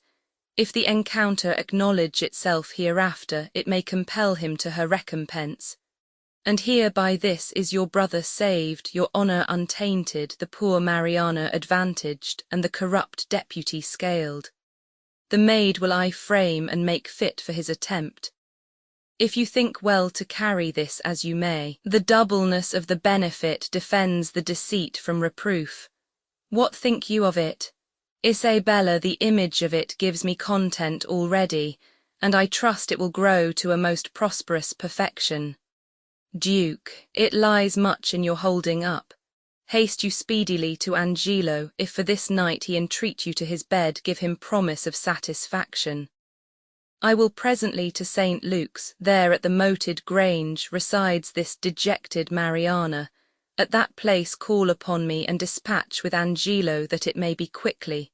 Isabella, I thank you for this comfort. Fare you well, good father. Exeunt severally. Scene Roman II, the street before the prison. Enter on one side, Duke disguised as before, on the other Elbow and officers with Pompey. Elbow, nay, if there be no remedy for it, but that you will needs buy and sell men and women like beasts, we shall have all the world drink brown and white bastard. Duke, O heavens, what stuff is here? Pompey, 'twas never merry world since of two usuries, the merriest was put down, and the worser allowed by order of law a furred gown to keep him warm, and furred with fox and lambskins too to signify that craft being richer than innocency stands for the facing. Elbow, come your way, sir. Bless you, good father friar. Duke, and you, good brother father, what offence hath this man made you, sir? Elbow, marry, sir, he hath offended the law, and, sir, we take him to be a thief too, sir, for we have found upon him, sir, a strange picklock which we have sent to the deputy. Duke, fie, sirrah, a bawd, a wicked bawd, the evil that thou causest to be done, that is thy means to live. Do thou but think what 'tis to cram a more or clothe a back from such a filthy vice. Say to thyself, from their abominable and beastly touches I drink, I eat, array myself and live. Canst thou believe thy living is a life so stinkingly depending? Go mend, go mend. Pompey, indeed it does stink in some sort, sir. But yet, sir, I would prove, Duke, nay, if the devil have given thee proofs for sin, thou wilt prove his. Take him to prison. Officer, correction and instruction must both work ere this rude beast will profit. Elbow, he must before the deputy, sir. He has given him warning, the deputy cannot abide a whoremaster. If he be a whoremonger and comes before him, he were as good go a mile on his errand. Duke, that we were all as some would seem to be from our faults, as faults from seeming free. Elbow, his neck will come to your waist, accord, sir. Pompey, I spy comfort, I cry bail. Here's a gentleman and a friend of mine. Enter Lucio. Lucio, how now, noble Pompey? What, at the wheels of Caesar, art thou led in triumph? What, is there none of Pygmalion's images, newly made woman, to be had now for putting the hand in the pocket and extracting it clutched? What reply, ha? What sayest thou to this tune, matter and method? Is't not drowned I the last rain, ha? What sayest thou, trot? Is the world as it was, man? Which is the way? Is it sad and few words, or how, the trick of it? Duke, still thus and thus. Still worse, Lucio, how doth my dear morsel thy mistress? Procures she still, ha? Pompey, troth, sir, she hath eaten up all her beef, and she is herself in the tub. Lucio, why, 'tis good, it is the right of it, it must be so, ever your fresh whore and your powdered board and unshunned consequence, it must be so. Art going to prison, Pompey, Pompey, yes, faith, sir. Lucio, why, 'tis not amiss, Pompey, farewell, go, say I sent thee thither. For debt, Pompey, or how? Elbow, for being a bawd, for being a bawd. Lucio, well then imprison him. If imprisonment be the due of a bawd, why, 'tis his right. Bawd is he doubtless, and of antiquity too, bawd born. Farewell, good Pompey. Commend me to the prison, Pompey, you will turn good husband now, Pompey, you will keep the house. Pompey, I hope, sir, your good worship will be my bail. Lucio, no, indeed, will I not, Pompey, it is not the wear. I will pray, Pompey, to increase your bondage, if you take it not patiently, why, your metal is the more. Adieu, trusty Pompey, bless you, friar, duke, and you. Lucio, does Bridget paint still, Pompey, ha, elbow, come your ways, sir, come, Pompey, you will not bail me then, sir. Lucio, then, Pompey, nor now, what news abroad, friar, what news, elbow, come your ways, sir, come, Lucio, go to kennel, Pompey, go, exeunt elbow, Pompey, and officers. What news, friar, of the Duke? Duke, I know none. Can you tell me of any? Lucio, some say he is with the Emperor of Russia, other some he is in Rome, but where is he, think you? Duke, I know not where, but wheresoever I wish him well. Lucio, it was a mad, fantastical trick of him to steal from the state and usurp the beggary he was never born to. Lord Angelo dukes it well in his absence, he puts transgression tot. Duke he does well in't. Lucio, a little more lenity to lechery would do no harm in him, something too crabbed that way, friar. Duke, it is too general a vice, and severity must cure it. Lucio, yes, in good sooth, the vice is of a great kindred, it is well allied, but it is impossible to extirp it quite, friar, till eating and drinking be put down. They say this Angelo was not made by man and woman after this downright way of creation. Is it true, think you?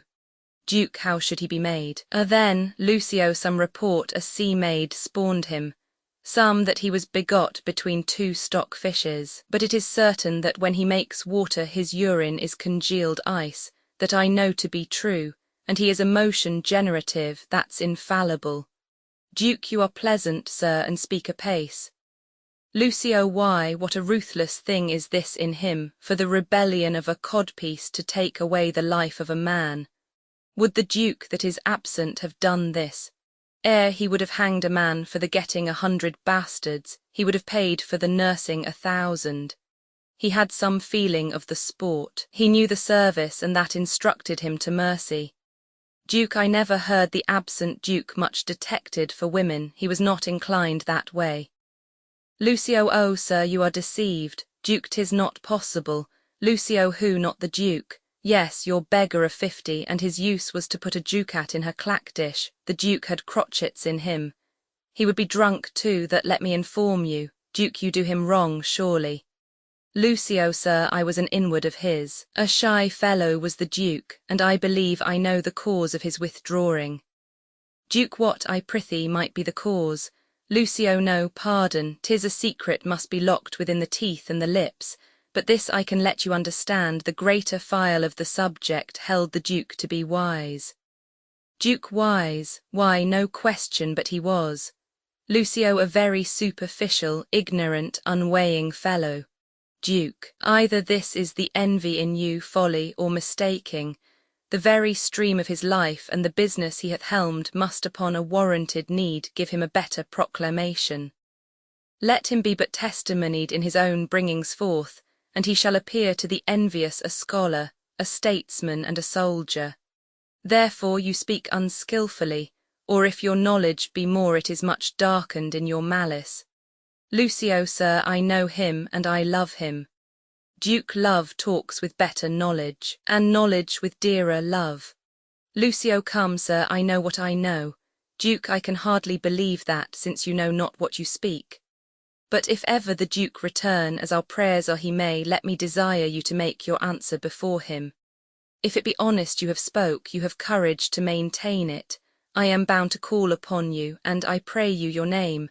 Lucio, sir, my name is Lucio, well known to the Duke. Duke, he shall know you better, sir, as if I may live to report you. Lucio, I fear you not. Duke, oh, you hope the Duke will return no more, or you imagine me too unhurtful and opposite. But indeed I can do you little harm, you'll forswear this again. Lucio, I'll be hanged first, thou art deceived in me, friar, but no more of this. Canst thou tell if Claudio die tomorrow or no? Duke, why should he die, sir? Lucio, why? For filling a bottle with a tundish. I would the Duke we talk of were returned again. The ungenitured agent will unpeople the province with continency. Sparrows must not build in his house-eaves because they are lecherous. The Duke yet would have dark deeds darkly answered. He would never bring them to light, would he were returned. Marry, this Claudio is condemned for untrussing. Farewell, good friar, I prithee pray for me.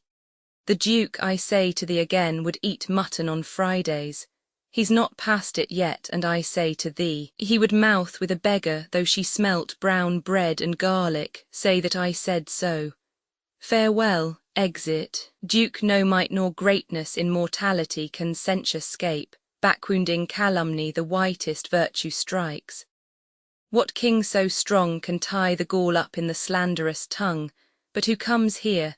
Enter Escalus, provost, and officers with mistress overdone. Escalus, go, away with her to prison. Mistress overdone, good my lord, be good to me. Your honour is accounted a merciful man, good my lord. Escalus, double and treble admonition, and still forfeit in the same kind. This would make mercy swear and play the tyrant. Provost, a board of 11 years' continuance, may it please your honour.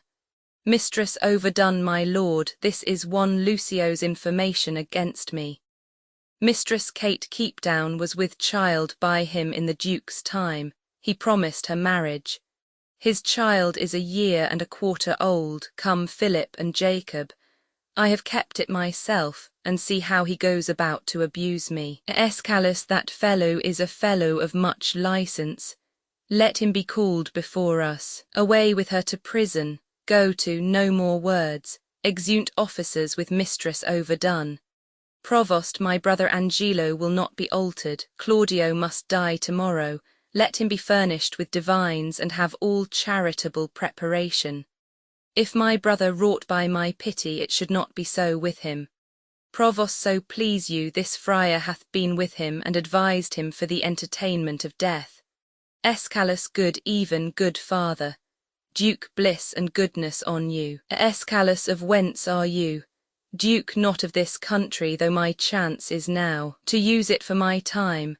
I am a brother of gracious order, late come from the sea in special business from his holiness. Escalus, what news abroad I the world? Duke, none, but that there is so great a fever on goodness that the dissolution of it must cure it. Novelty is only in request, and it is as dangerous to be aged in any kind of course as it is virtuous to be constant in any undertaking. There is scarce truth enough alive to make societies secure, but security enough to make fellowships accursed. Much upon this riddle runs the wisdom of the world. This news is old enough, yet it is every day's news. I pray you, sir, of what disposition was the Duke? Escalus, one that above all other strifes contended especially to know himself. Duke, what pleasure was he given to? Escalus, rather rejoicing to see another merry than merry at anything which professed to make him rejoice. A gentleman of all temperance. But leave we him to his events, with a prayer they may prove prosperous. And let me desire to know how you find Claudio prepared. I am made to understand that you have lent him visitation. Duke, he professes to have received no sinister measure from his judge, but most willingly humbles himself to the determination of justice. Yet had he framed to himself, by the instruction of his frailty, many deceiving promises of life, which I by my good leisure have discredited to him, and now is he resolved to die. Escalus, you have paid the heavens your function, and the prisoner the very debt of your calling. I have laboured for the poor gentleman to the extremest shore of my modesty, but my brother Justice have I found so severe, that he hath forced me to tell him he is indeed Justice. Duke, if his own life answer the straightness of his proceeding, it shall become him well, wherein if he chance to fail, he hath sentenced himself. Escalus, I am going to visit the prisoner, fare you well. Duke, peace be with you. Exeunt Escalus and Provost. He who the sword of heaven will bear should be as holy as severe, pattern in himself to know, grace to stand, and virtue go, more nor less to others paying than by self-offences weighing. Shame to him whose cruel striking kills for faults of his own liking. Twice treble shame on Angelo to weed my vice and let his grow. Oh, what may man within him hide, though angel on the outward side? How may likeness made in crimes, making practice on the times, to draw with idle spiders strings most ponderous and substantial things? Craft against vice I must apply, with Angelo tonight shall lie his old betrothed but despised. So disguise shall by the disguised pay with falsehood false exacting and perform an old contracting. Exit. Act Roman 4 Scene I the moated grange at St. Luke's. Enter Mariana and a boy. Boy sings, Take, oh, take those lips away that so sweetly were forsworn, and those eyes, the break of day lights that do mislead the morn. But my kisses bring again, seals of love but sealed in vain, sealed in vain. Mariana, break off thy song and haste thee quick away. Here comes a man of comfort, whose advice hath often stilled my brawling discontent. Exit boy. Enter Duke disguised as before. I cry you mercy, sir, and well could wish you had not found me here so musical. Let me excuse me, and believe me so, my mirth it much displeased, but pleased my woe. Duke, 'tis good, though music oft hath such a charm, to make bad good and good provoke to harm. I pray you tell me, hath any body inquired for me here today? Much upon this time have I promised here to meet. Mariana, you have not been inquired after, I have sat here all day. Enter Isabella. Duke, I do constantly believe you, the time is come even now. I shall crave your forbearance a little, maybe I will call upon you anon for some advantage to yourself. Mariana, I am always bound to you. Exit. Duke, very well met and well come. What is the news from this good deputy? Isabella, he hath a garden circummured with brick, whose western side is with a vineyard backed. And to that vineyard is a planched gate, that makes his opening with this bigger key. This other doth command a little door which from the vineyard to the garden leads. There have I made my promise upon the heavy middle of the night to call upon him. Duke, but shall you on your knowledge find this way? Isabella, I have ta'en a due and wary note upon't, with whispering and most guilty diligence, in action all of precept, he did show me the way twice o'er. Duke, are there no other tokens between you agreed concerning her observance? Isabella, no, none, but only a repair I the dark, and that I have possessed him my most stay can be but brief. For I have made him know I have a servant comes with me along, that stays upon me whose persuasion is I come about my brother. Duke, 'tis well borne up, I have not yet made known to Mariana a word of this. What ho, within, come forth, re-enter Mariana. I pray you be acquainted with this maid, she comes to do you good. Isabella, I do desire the like. Duke, do you persuade yourself that I respect you? Mariana, good friar, I know you do, and have found it. Duke, take then this your companion by the hand, who hath a story ready for your ear. I shall attend your leisure, but make haste, the vaporous night approaches. Mariana, wilt please you walk aside? Exeunt Mariana and Isabella. Duke, O place and greatness! Millions of false eyes are stuck upon thee, volumes of report run with these false and most contrarious quests upon thy doings. Thousand escapes of wit make thee the father of their idle dreams and rack thee in their fancies. Re-enter Mariana and Isabella. Welcome, how agreed. Isabella shall take the enterprise upon her, father, if you advise it. Duke, it is not my consent but my entreaty too. Isabella, little have you to say when you depart from him, but soft and low, remember now my brother. Mariana, fear me not. Duke nor gentle daughter, fear you not at all. He is your husband on a pre-contract, to bring you thus together. 'Tis no sin, sith that the justice of your title to him doth flourish the deceit. Come, let us go our corns to reap, for yet our tithes to sow. Exeunt. Scene Roman 2, a room in the prison. Enter Provost and Pompey. Provost, come hither, sirrah. Can you cut off a man's head? Pompey, if the man be a bachelor, sir, I can. But if he be a married man, he's his wife's head, and I can never cut off a woman's head. Provost, come, sir, leave me your snatches, and yield me a direct answer. Tomorrow morning are to die Claudio and Barnardine.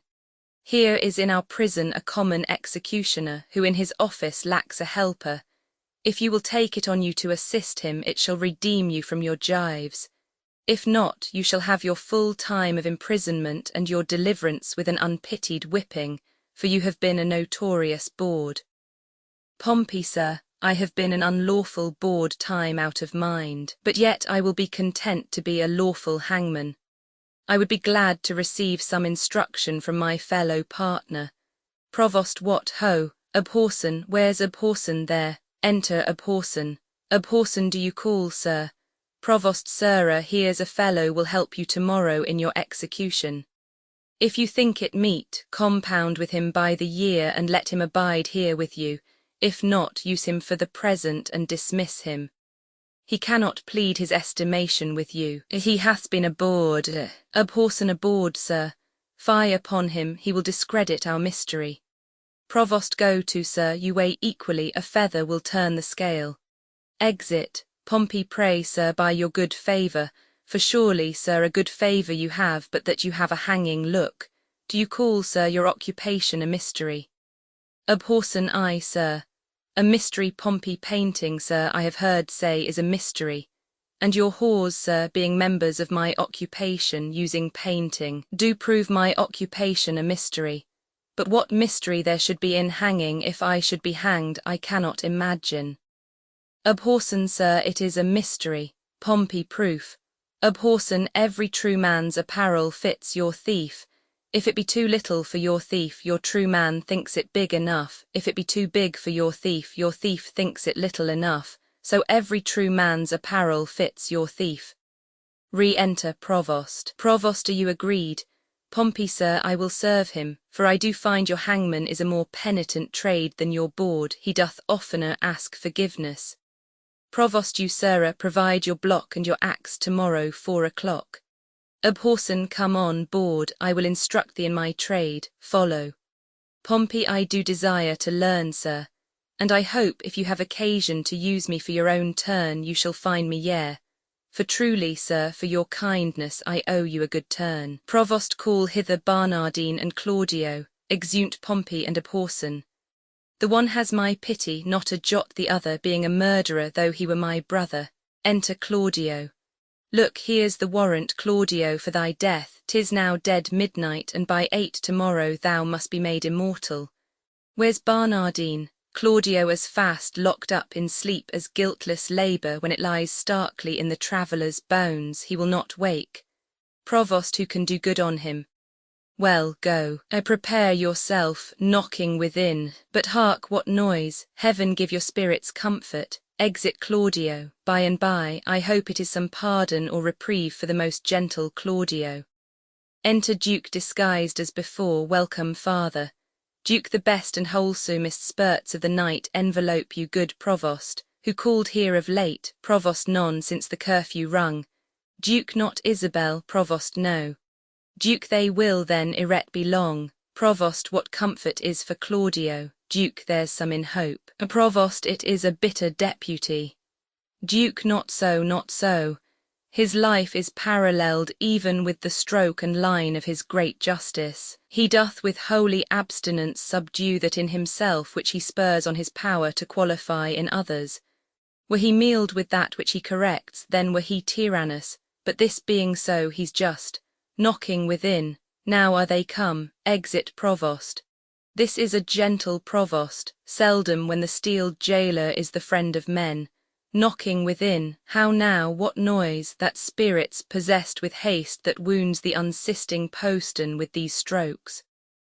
Re-enter provost. Provost there he must stay until the officer arise to let him in, he is called up. Duke, have you no countermand for Claudio yet, but he must die tomorrow? Provost, none, sir, none. Duke, as near the dawning, provost, as it is, you shall hear more ere morning. Provost, happily you something know, yet I believe there comes no countermand, no such example have we. Besides, upon the very siege of justice, Lord Angelo hath to the public ear professed the contrary. Enter a messenger, this is his lordship's man. Duke, and here comes Claudio's pardon, messenger giving a paper. My lord hath sent you this note, and by me this further charge, that you swerve not from the smallest article of it, neither in time, matter, or other circumstance. Good morrow, for as I take it, it is almost day. Provost, I shall obey him. Exit messenger. Duke aside. This is his pardon, purchased by such sin for which the pardoner himself is in. Hence hath offence his quick celerity, when it is borne in high authority. When vice makes mercy, mercy's so extended, that for the fault's love is the offender friended. Now, sir, what news? Provost, I told you. Lord Angelo, belike thinking me remiss in mine office, awakens me with this unwonted putting on, methinks strangely, for he hath not used it before. Duke, pray you, let's hear. Provost reads. Whatsoever you may hear to the contrary, let Claudio be executed by 4 of the clock, and in the afternoon Barnardine. For my better satisfaction, let me have Claudio's head sent me by 5. Let this be duly performed, with a thought that more depends on it than we must yet deliver. Thus fail not to do your office, as you will answer it at your peril. What say you to this, sir? Duke, what is that Barnardine who is to be executed in the afternoon? Provost, a Bohemian born, but here nursed and bred, one that is a prisoner 9 years old. Duke, how came it that the absent Duke had not either delivered him to his liberty or executed him? I have heard it was ever his manner to do so. Provost, his friends still wrought reprieves for him, and indeed his fact, till now in the government of Lord Angelo, came not to an undoubtful proof. Duke, it is now apparent, Provost most manifest and not denied by himself. Duke, hath he borne himself penitently in prison? How seems he to be touched? Provost, a man that apprehends death no more dreadfully but as a drunken sleep, careless, reckless, and fearless of what's past, present, or to come, insensible of mortality and desperately mortal. Duke, he wants advice. Provost, he will hear none. He hath evermore had the liberty of the prison. Give him leave to escape hence, he would not. Drunk many times a day, if not many days entirely drunk. We have very oft awaked him, as if to carry him to execution, and showed him a seeming warrant for it. It hath not moved him at all. Duke, more of him anon. There is written in your brow, Provost, honesty and constancy. If I read it not truly, my ancient skill beguiles me. But in the boldness of my cunning I will lay myself in hazard.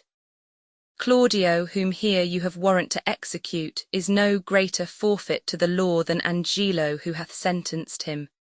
To make you understand, this in a manifested effect, I crave but 4 days' respite, for the which you are to do me both a present and a dangerous courtesy. Provost, pray, sir, in what? Duke, in the delaying death. Provost, alack, how may I do it, having the hour limited, and an express command under penalty to deliver his head in the view of Angelo. I may make my case as Claudio's to cross this in the smallest. Duke, by the vow of mine order I warrant you, if my instructions may be your guide. Let this Barnardine be this morning executed, and his head borne to Angelo. Provost, Angelo hath seen them both, and will discover the favour. Duke, oh, death's a great disguiser, and you may add to it. Shave the head and tie the beard, and say it was the desire of the penitent to be so bared before his death. You know the course is common. If anything fall to you upon this more than thanks and good fortune, by the saint whom I profess, I will plead against it with my life. Provost, pardon me, good father, it is against my oath. Duke, were you sworn to the Duke or to the deputy? Provost, to him and to his substitutes. Duke, you will think you have made no offence if the Duke avouch the justice of your dealing. Provost, but what likelihood is in that? Duke, not a resemblance but a certainty. Yet since I see you fearful that neither my coat, integrity, nor persuasion can with ease attempt you, I will go further than I meant to pluck all fears out of you. Look you, sir, here is the hand and seal of the Duke. You know the character, I doubt not, and the signet is not strange to you. Provost, I know them both. Duke, the contents of this is the return of the Duke. You shall anon overread it at your pleasure, where you shall find within these 2 days he will be here. This is a thing that Angelo knows not, for he this very day receives letters of strange tenor, perchance of the Duke's death, perchance entering into some monastery, but by chance nothing of what is writ. Look, the unfolding star calls up the shepherd. Put not yourself into amazement how these things should be. All difficulties are but easy when they are known. Call your executioner and off with Barnardine's head. I will give him a present shrift and advise him for a better place. Yet you are amazed, but this shall absolutely resolve you. Come away, it is almost clear dawn.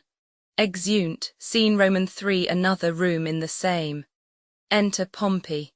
Pompey, I am as well acquainted here as I was in our house of profession. One would think it were Mistress Overdone's own house, for here be many of her old customers. First, here's young Master Rash.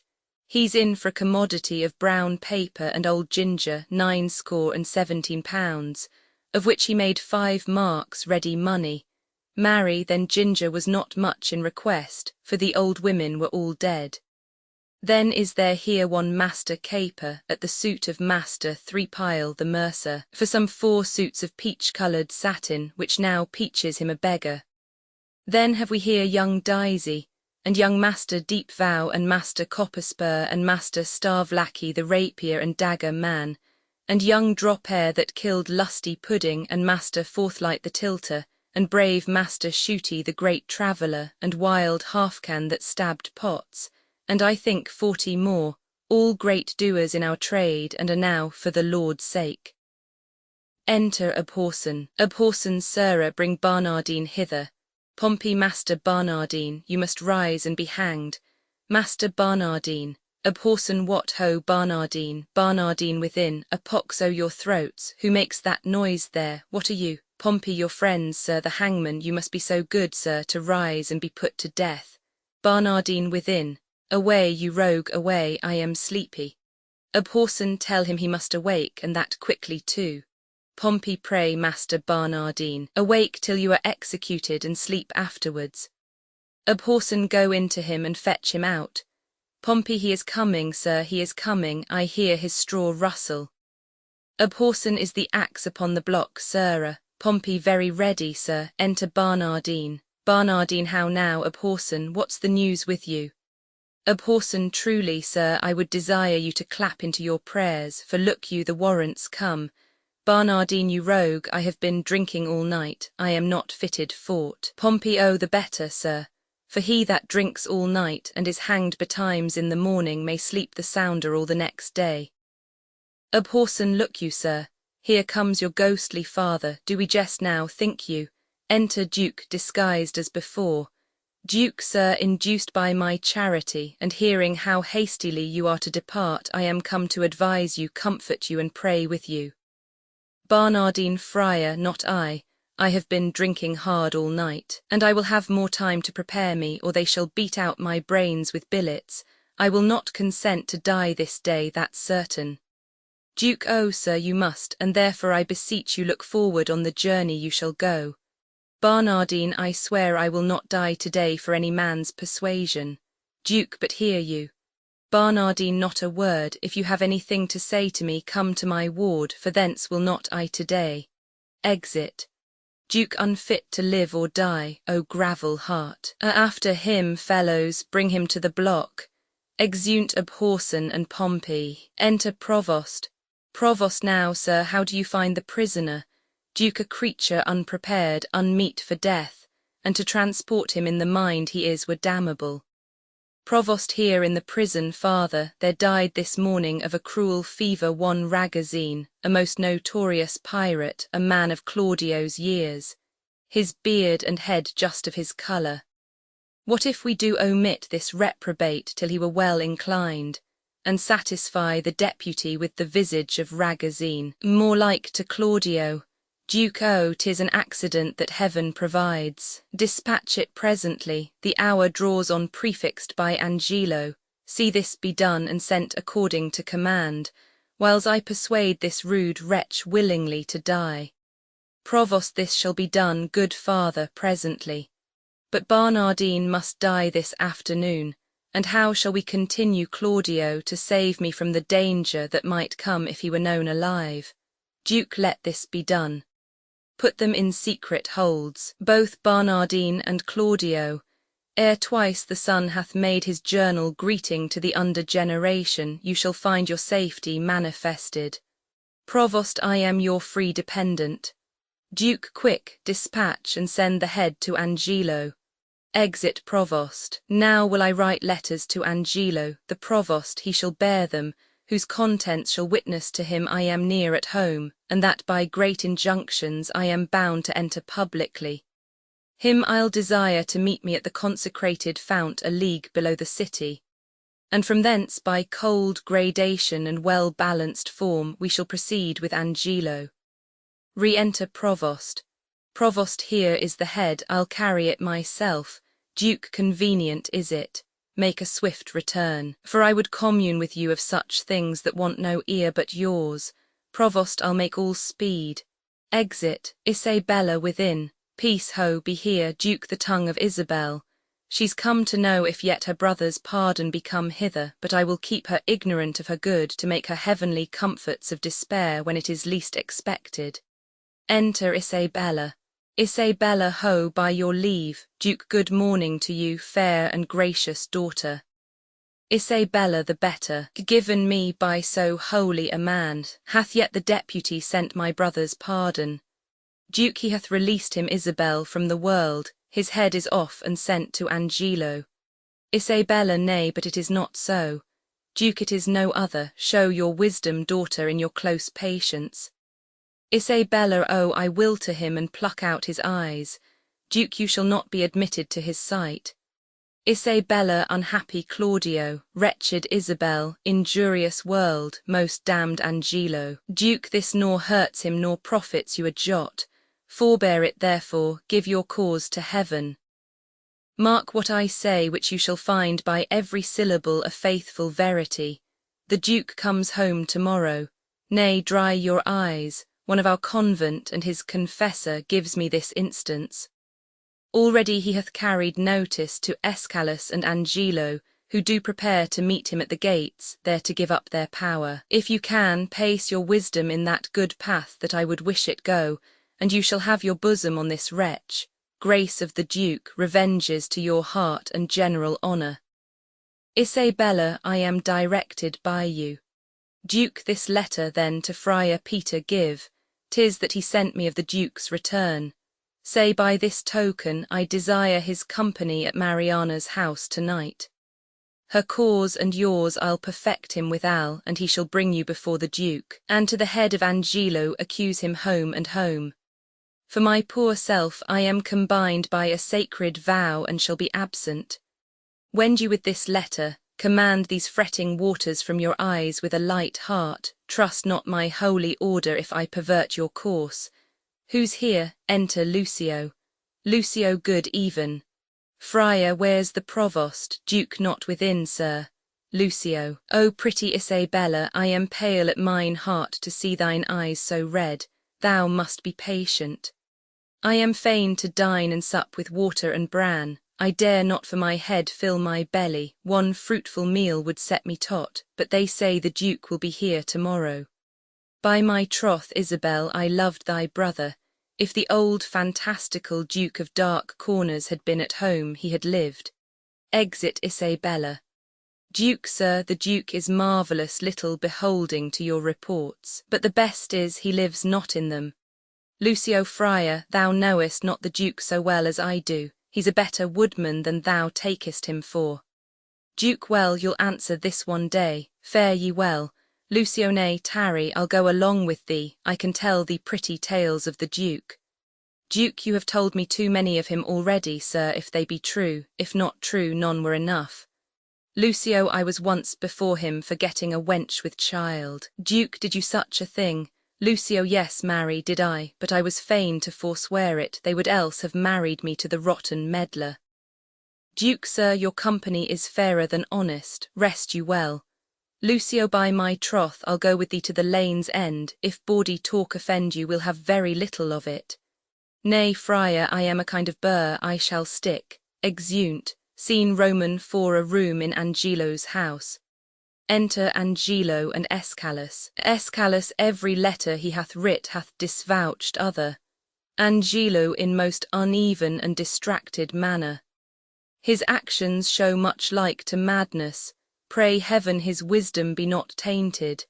And why meet him at the gates and redeliver our authorities there? Escalus, I guess not. Angelo, and why should we proclaim it in an hour before his entering, that if any crave redress of injustice, they should exhibit their petitions in the street? Escalus, he shows his reason for that, to have a dispatch of complaints, and to deliver us from devices hereafter, which shall then have no power to stand against us. Angelo, well, I beseech you, let it be proclaimed betimes I the morn. I'll call you at your house, give notice to such men of sort and suit as are to meet him. Escalus, I shall, sir, fare you well. Angelo, good night. Exit Escalus. This deed unshapes me quite, makes me unpregnant and dull to all proceedings, a deflowered maid, and by an eminent body that enforced the law against it. But that her tender shame will not proclaim against her maiden loss, how might she tongue me?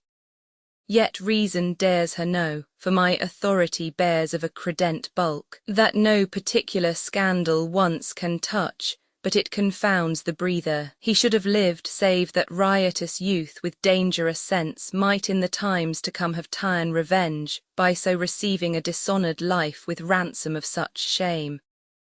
Would yet he had lived. Alack, when once our grace we have forgot, nothing goes right, we would and we would not. Exit, scene V fields without the town. Enter Duke in his own habit and Friar Peter. Duke, these letters at fit time deliver me, giving letters. The provost knows our purpose and our plot. The matter being afoot, keep your instruction and hold you ever to our special drift, though sometimes you do blench from this to that as cause doth minister. Go call at Flavius' house and tell him where I stay. Give the like notice to Valentinus, Roland, and to Crassus, and bid them bring the trumpets to the gate, but send me Flavius first. Friar Peter, it shall be speeded well. Exit, enter Varius. Duke, I thank thee, Varius. Thou haste made good haste. Come, we will walk. There's other of our friends will greet us here anon, my gentle Varius. Exeunt. Scene VI Street near the city gate. Enter Isabella and Mariana. Isabella, to speak so indirectly I am loath, I would say the truth, but to accuse him so that is your part, yet I am advised to do it, he says, to veil full purpose. Mariana, be ruled by him. Isabella, besides, he tells me that, if peradventure he speak against me on the adverse side, I should not think it strange, for 'tis a physic that's bitter to sweet end. Mariana, I would Friar Peter. Isabella, oh peace, the friar is come. Enter Friar Peter. Friar Peter, come, I have found you out a stand most fit, where you may have such vantage on the Duke he shall not pass you. Twice have the trumpets sounded.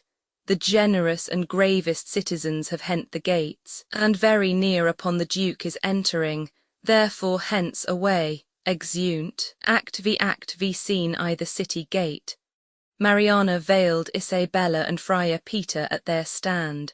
Enter Duke, Varius, Lords, Angelo, Escalus, Lucio, Provost, officers and citizens at several doors. Duke, my very worthy cousin, fairly met. Our old and faithful friend, we are glad to see you. Angelo, Escalus, happy return be to your royal grace. Duke, many and hearty thankings to you both. We have made inquiry of you, and we hear such goodness of your justice, that our soul cannot but yield you forth to public thanks, forerunning more requital. Angelo, you make my bonds still greater. Duke, oh, your desert speaks loud, and I should wrong it to lock it in the wards of covert bosom when it deserves, with characters of brass, a forted residence gainst the tooth of time and razor of oblivion. Give me your hand, and let the subject see, to make them know that outward courtesies would fain proclaim favours that keep within. Come, Escalus, you must walk by us on our other hand, and good supporters are you. Friar Peter and Isabella, come forward. Friar Peter, now is your time, speak loud and kneel before him. Isabella, justice, O royal Duke, veil your regard upon a wronged, I would fain have said a maid. O worthy prince, dishonour not your eye by throwing it on any other object till you have heard me in my true complaint and given me justice, justice, justice, justice. Duke, relate your wrongs, in what, by whom, be brief. Here is Lord Angelo shall give you justice, reveal yourself to him. Isabella, O worthy Duke, you bid me seek redemption of the devil, hear me yourself. For that which I must speak must either punish me, not being believed, or wring redress from you. Hear me, oh hear me here. Angelo, my lord, her wits, I fear me, are not firm. She hath been a suitor to me for her brother cut off by course of justice, Isabella by course of justice. Angelo, and she will speak most bitterly and strange. Isabella, most strange, but yet most truly will I speak, that Angelo's forsworn, is it not strange? That Angelo's a murderer, is't not strange? That Angelo is an adulterous thief, an hypocrite, a virgin violator, is it not strange and strange? Duke, nay, it is 10 times strange. Isabella, it is not truer he is Angelo than this is all as true as it is strange. Nay, it is 10 times true, for truth is truth to the end of reckoning. Duke, away with her. Poor soul, she speaks this in the infirmity of sense.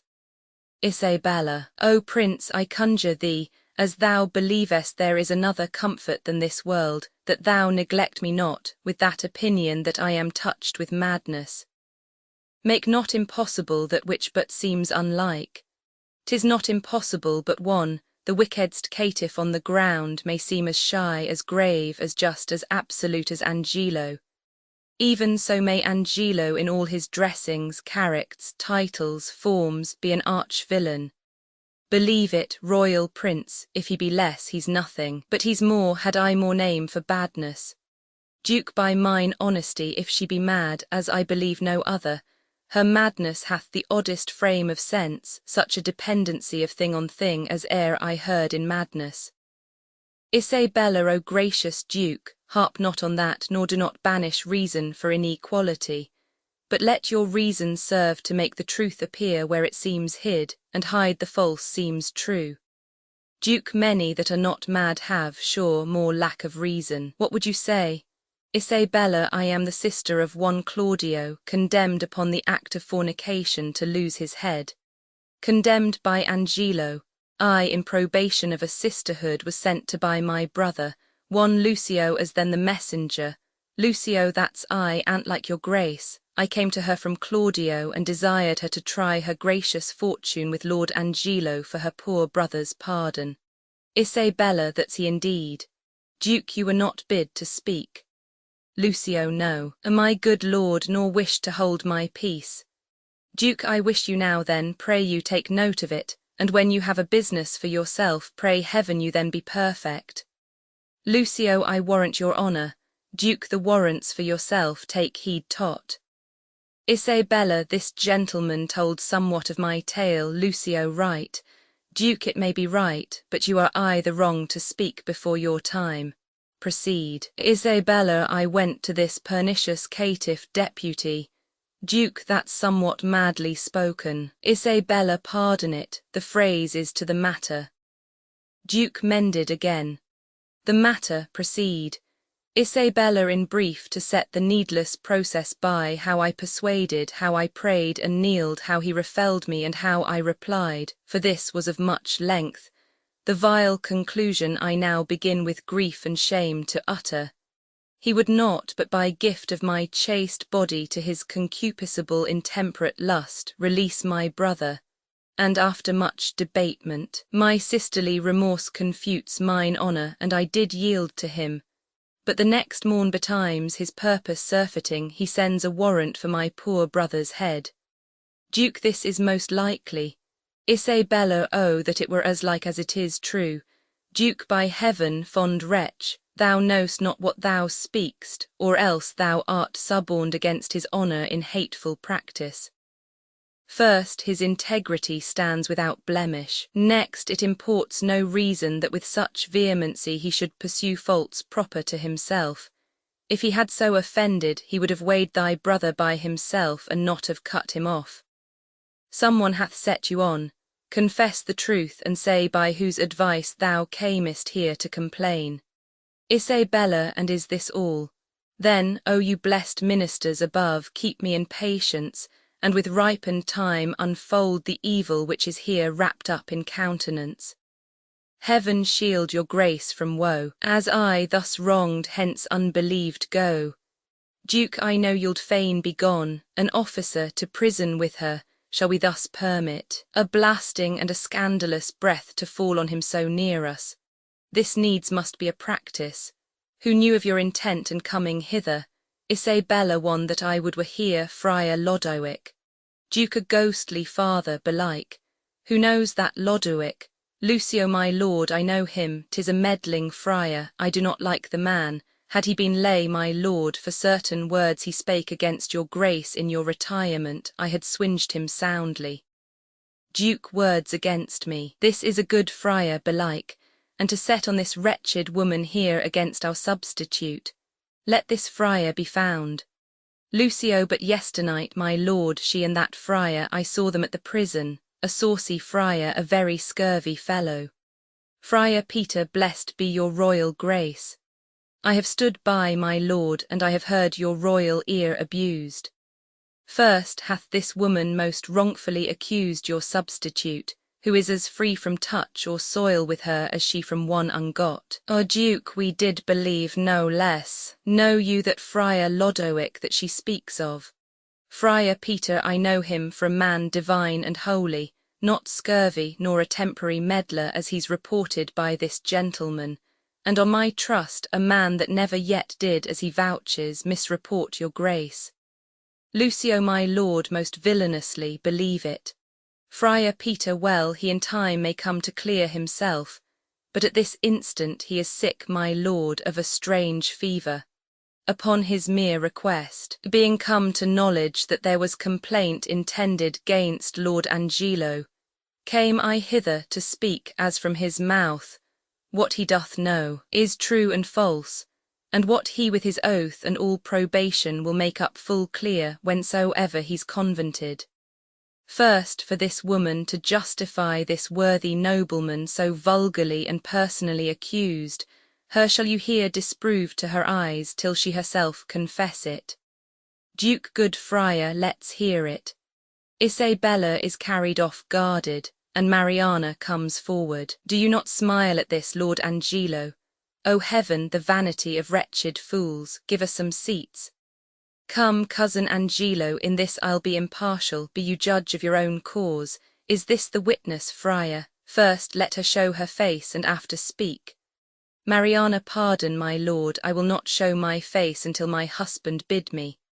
Duke, what, are you married? Mariana, no, my lord. Duke, are you a maid? Mariana, no, my lord. Duke, a widow, then? Mariana, neither, my lord. Duke, why, you are nothing then, neither maid, widow, nor wife. Lucio, my lord, she may be a punk, for many of them are neither maid, widow, nor wife.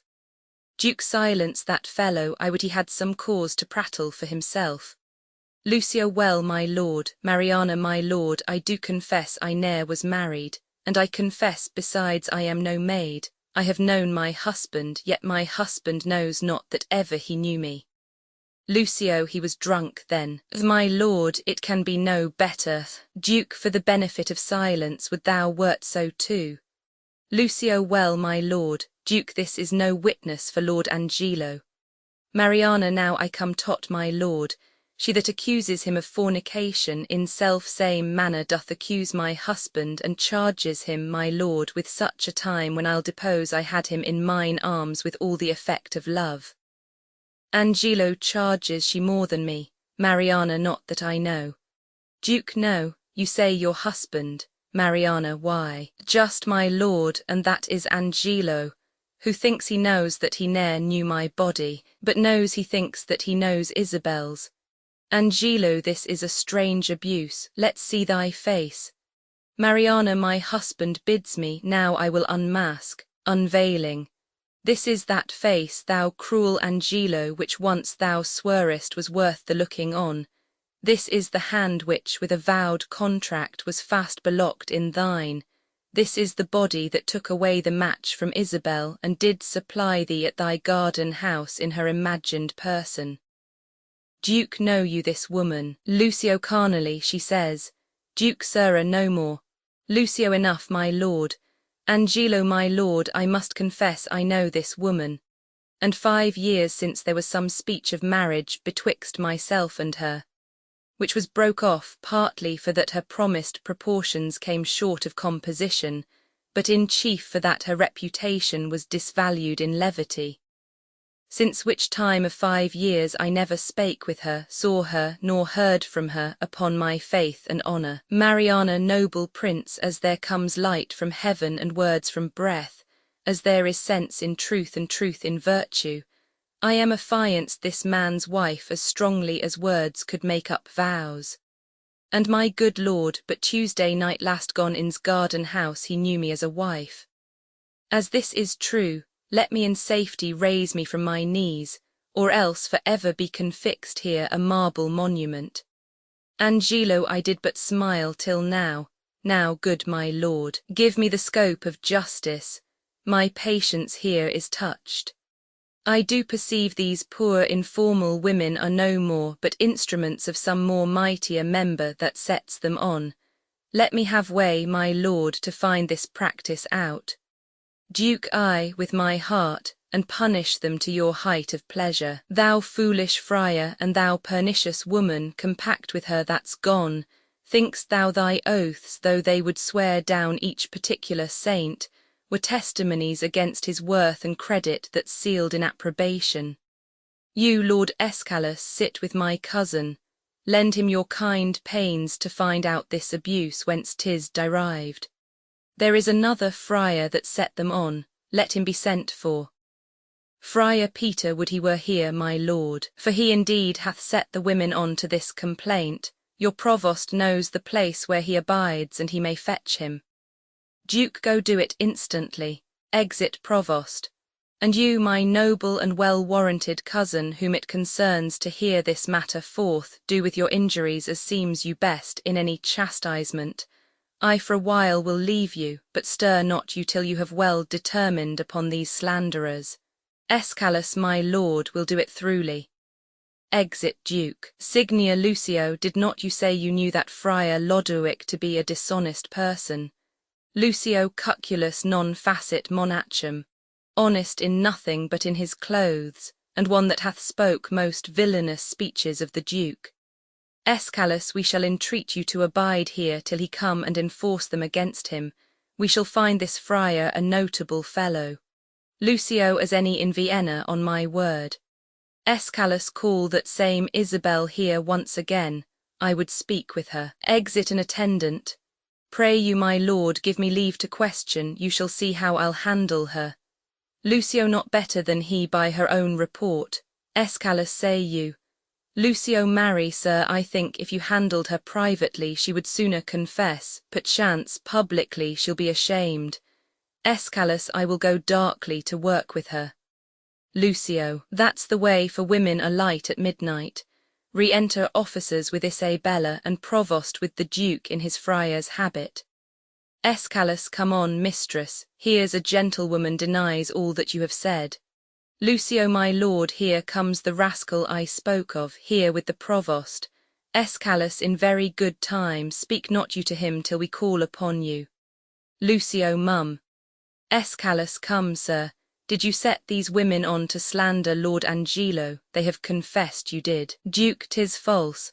Escalus, how know you where you are? Duke, respect to your great place, and let the devil be sometime honoured for his burning throne. Where is the Duke? 'Tis he should hear me speak. Escalus, the Duke's in us, and we will hear you speak. Look, you speak justly. Duke, boldly at least. But oh, poor souls, come you to seek the lamb here of the fox? Good night to your redress. Is the Duke gone, then is your cause gone too. The Duke's unjust, thus to retort your manifest appeal, and put your trial in the villain's mouth which here you come to accuse. Lucio, this is the rascal, this is he I spoke of. Escalus, why, thou unreverend and unhallowed friar, is't not enough thou hast suborned these women to accuse this worthy man, but in foul mouth and in the witness of his proper ear to call him villain, and then to glance from him to the Duke himself to tax him with injustice. Take him hence, to the rack with him, we'll touse you joint by joint, but we will know his purpose. What unjust? Duke, be not so hot. The Duke dare no more stretch this finger of mine than he dare rack his own. His subject am I not, nor here provincial. My business in this state made me a looker on here in Vienna, where I have seen corruption boil and bubble till it o'errun the stew. Laws for all faults, but faults so countenanced that the strong statutes stand like the forfeits in a barber's shop, as much in mock as mark. Escalus, slander to the state, away with him to prison. Angelo, what can you vouch against him? Signia, Lucio. Is this the man that you did tell us of? Lucio, 'tis he, my lord. Come hither. Goodman Baldpate, do you know me? Duke, I remember you, sir, by the sound of your voice. I met you at the prison in the absence of the Duke. Lucio, oh, did you so? And do you remember what you said of the Duke? Duke, most notedly, sir. Lucio, do you so, sir? And was the Duke a fleshmonger, a fool, and a coward, as you then reported him to be? Duke, you must, sir, change persons with me ere you make that my report. You indeed spoke so of him, and much more, much worse. Lucio, O thou damnable fellow, did not I pluck thee by the nose for thy speeches? Duke, I protest I love the Duke as I love myself. Angelo, hark how the villain would close now after his treasonable abuses. Escalus, such a fellow is not to be talked withal. Away with him to prison. Where is the Provost? Away with him to prison. Lay bolts enough upon him, let him speak no more. Away with those giglots too, and with the other confederate companion. Duke to Provost. Stay, sir, stay a while. Angelo, what resists he? Help him, Lucio. Lucio, come, sir, come, sir, come, sir, foe, sir. Why, you bald-pated, lying rascal, you must be hooded, must you? Show your knave's visage with a pox to you. Show your sheep-biting face, and be hanged an hour, wilt not off. Pulls off the friar's hood, and discovers the Duke. Duke, thou art the first knave that e'er madest a Duke. First Provost, let me bail these gentle three. To Lucio. Sneak not away, sir, for the friar and you must have a word anon, lay hold on him. Lucio, this may prove worse than hanging. Duke to Escalus, what you have spoke I pardon, sit you down, we'll borrow place of him. To Angelo, sir, by your leave, haste thou or word or wit or impudence that yet can do the office. If thou haste, rely upon it till my tale be heard and hold no longer out. Angelo, O my dread lord, I should be guiltier than my guiltiness to think I can be undiscernible, when I perceive your grace like power divine hath looked upon my passes.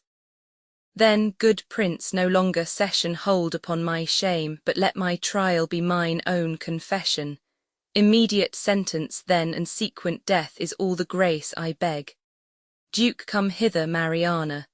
Say, wast thou e'er contracted to this woman? Angelo, I was, my lord. Duke, go take her hence, and marry her instantly. Do you the office, friar, which consummate, return him here again. Go with him, provost. Exeunt Angelo, Mariana, Friar Peter and Provost. Escalus, my lord, I am more amazed at his dishonour than at the strangeness of it. Duke, come hither, Isabel. Your friar is now your prince, as I was then advertising and wholly to your business, not changing heart with habit, I am still attorneyed at your service. Isabella, oh, give me pardon that I, your vassal, have employed and pained your unknown sovereignty. Duke, you are pardoned, Isabel, and now, dear maid, be you as free to us. Your brother's death, I know, sits at your heart, and you may marvel why I obscured myself, labouring to save his life, and would not rather make rash remonstrance of my hidden power than let him so be lost. O most kind maid, it was the swift celerity of his death, which I did think with slower foot came on, that brained my purpose. But peace be with him. That life is better life past fearing death than that which lives to fear. Make it your comfort, so happy is your brother. Isabella, I do, my lord.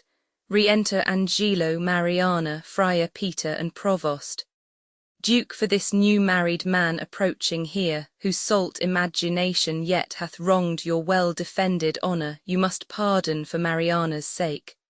But as he adjudged your brother, being criminal, in double violation of sacred chastity and of promise breach thereon dependent for your brother's life, the very mercy of the law cries out most audible, even from his proper tongue, an Angelo for Claudio, death for death.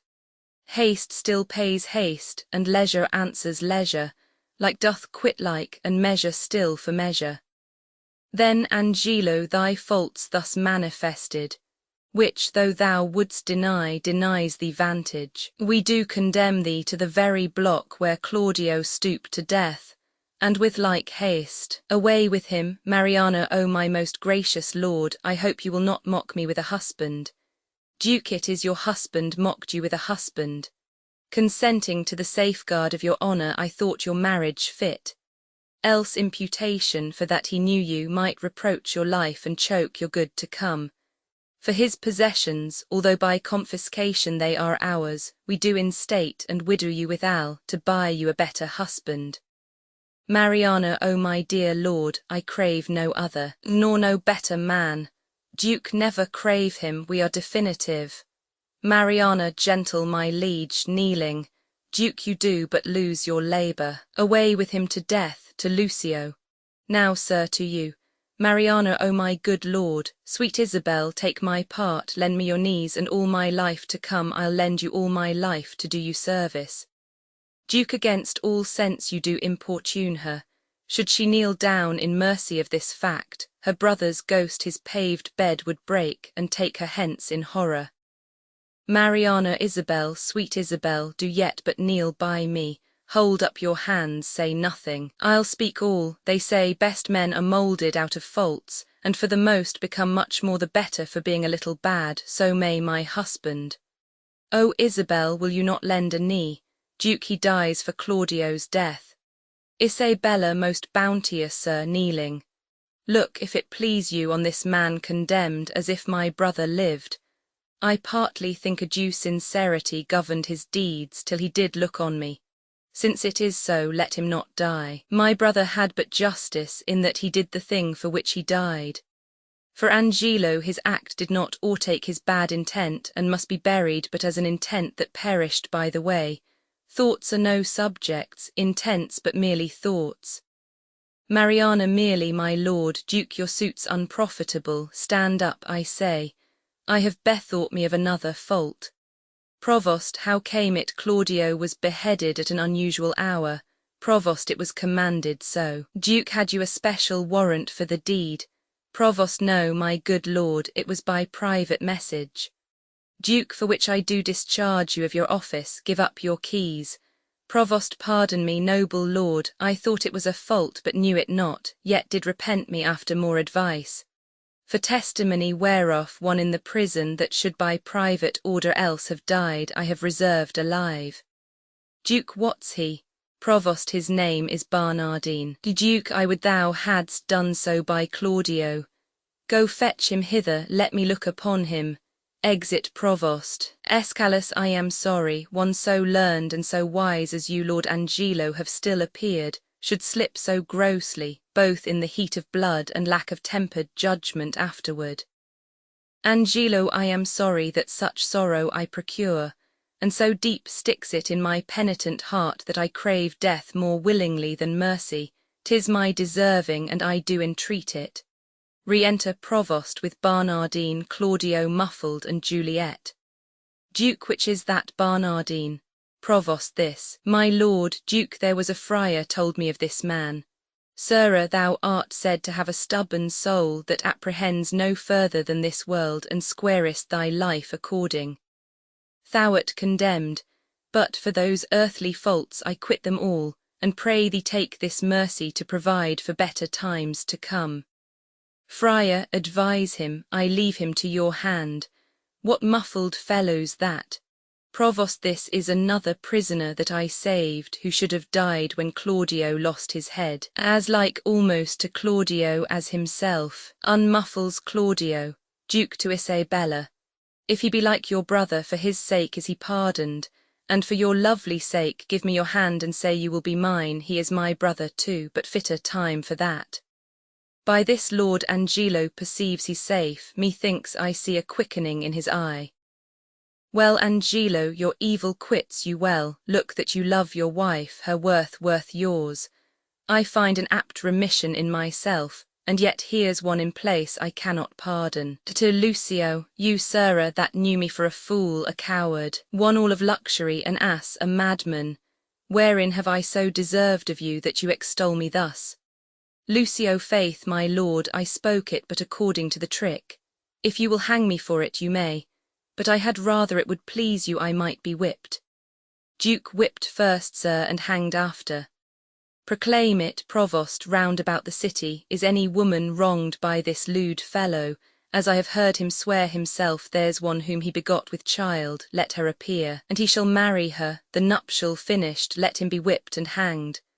Lucio, I beseech your highness, do not marry me to a whore. Your highness said even now I made you a duke. Good my lord, do not recompense me in making me a cuckold. Duke, upon mine honour thou shalt marry her. Thy slanders I forgive, and therewith I'll remit thy other forfeits. Take him to prison, and see our pleasure herein executed. Lucio, marrying a punk, my lord, is pressing to death, whipping, and hanging. Duke, slandering a prince deserves it. Exit officers with Lucio. She Claudio that you wronged, look you restore. Joy to you, Mariana. Love her, Angelo, I have confessed her, and I know her virtue. Thanks, good friend Escalus, for thy much goodness, there's more behind that is more gratulate. Thanks, Provost, for thy care and secrecy, we shall employ thee in a worthier place. Forgive him, Angelo, that brought you home the head of Ragozine for Claudio's, the offence pardons itself. Dear Isabel, I have a motion much imports your good, whereto if you'll a willing ear incline, what's mine is yours, and what is yours is mine. So bring us to our palace, where we'll show what's yet behind, that's meet you all should know. Exeunt. Colophon Measure for Measure was published in 1604 by William Shakespeare. This ebook was produced for Standard eBooks by Emma Sweeney, and is based on a transcription produced in 1993 by Jeremy Hilton for the Massachusetts Institute of Technology, and on digital scans from the Hathaway Trust Digital Library. The cover page is adapted from Mariana, a painting completed in 1851 by John Everett Millais. The cover and title pages feature the League Spartan and Sorts Mill Gaudi typefaces created in 2014 and 2009 by the League of Movable Type. This edition was released on June 30, 2026, 248A. M, and is based on revision 45A 1835. The first edition of this ebook was released on September 23, 2022, 6:49 p.m. You can check for updates to this ebook, view its revision history, or download it for different e-reading systems at Standard Books. org/ebooks/William Shakespeare/Measure for Measure. The volunteer-driven Standard eBooks project relies on readers like you to submit typos, corrections, and other improvements. Anyone can contribute at Standard Books. Org. Uncopyright, may you do good and not evil. May you find forgiveness for yourself and forgive others.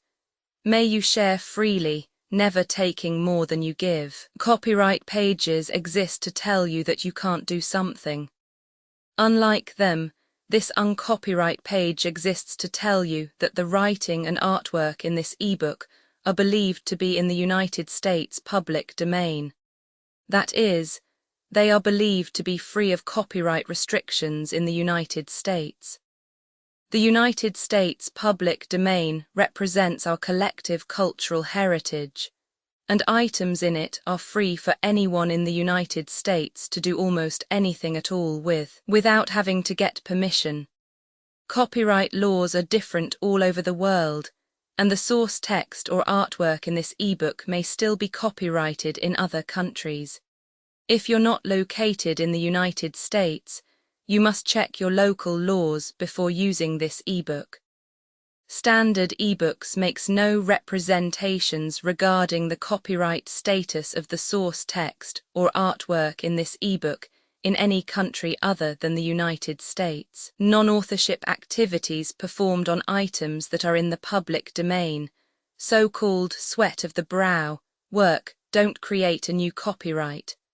That means that nobody can claim a new copyright on an item that is in the public domain for, among other things, work like digitization, markup, or typography. Regardless, the contributors to this ebook release their contributions under the terms in the CC01. 0 Universal Public Domain Dedication, thus dedicating to the worldwide public domain all of the work they've done on this ebook, including but not limited to metadata, the title page, imprint, colophon, this uncopyright, and any changes or enhancements to, or markup on, the original text and artwork. This dedication doesn't change the copyright status of the source text or artwork. We make this dedication in the interest of enriching our global cultural heritage, to promote free and libre culture around the world, and to give back to the unrestricted culture that has given all of us so much.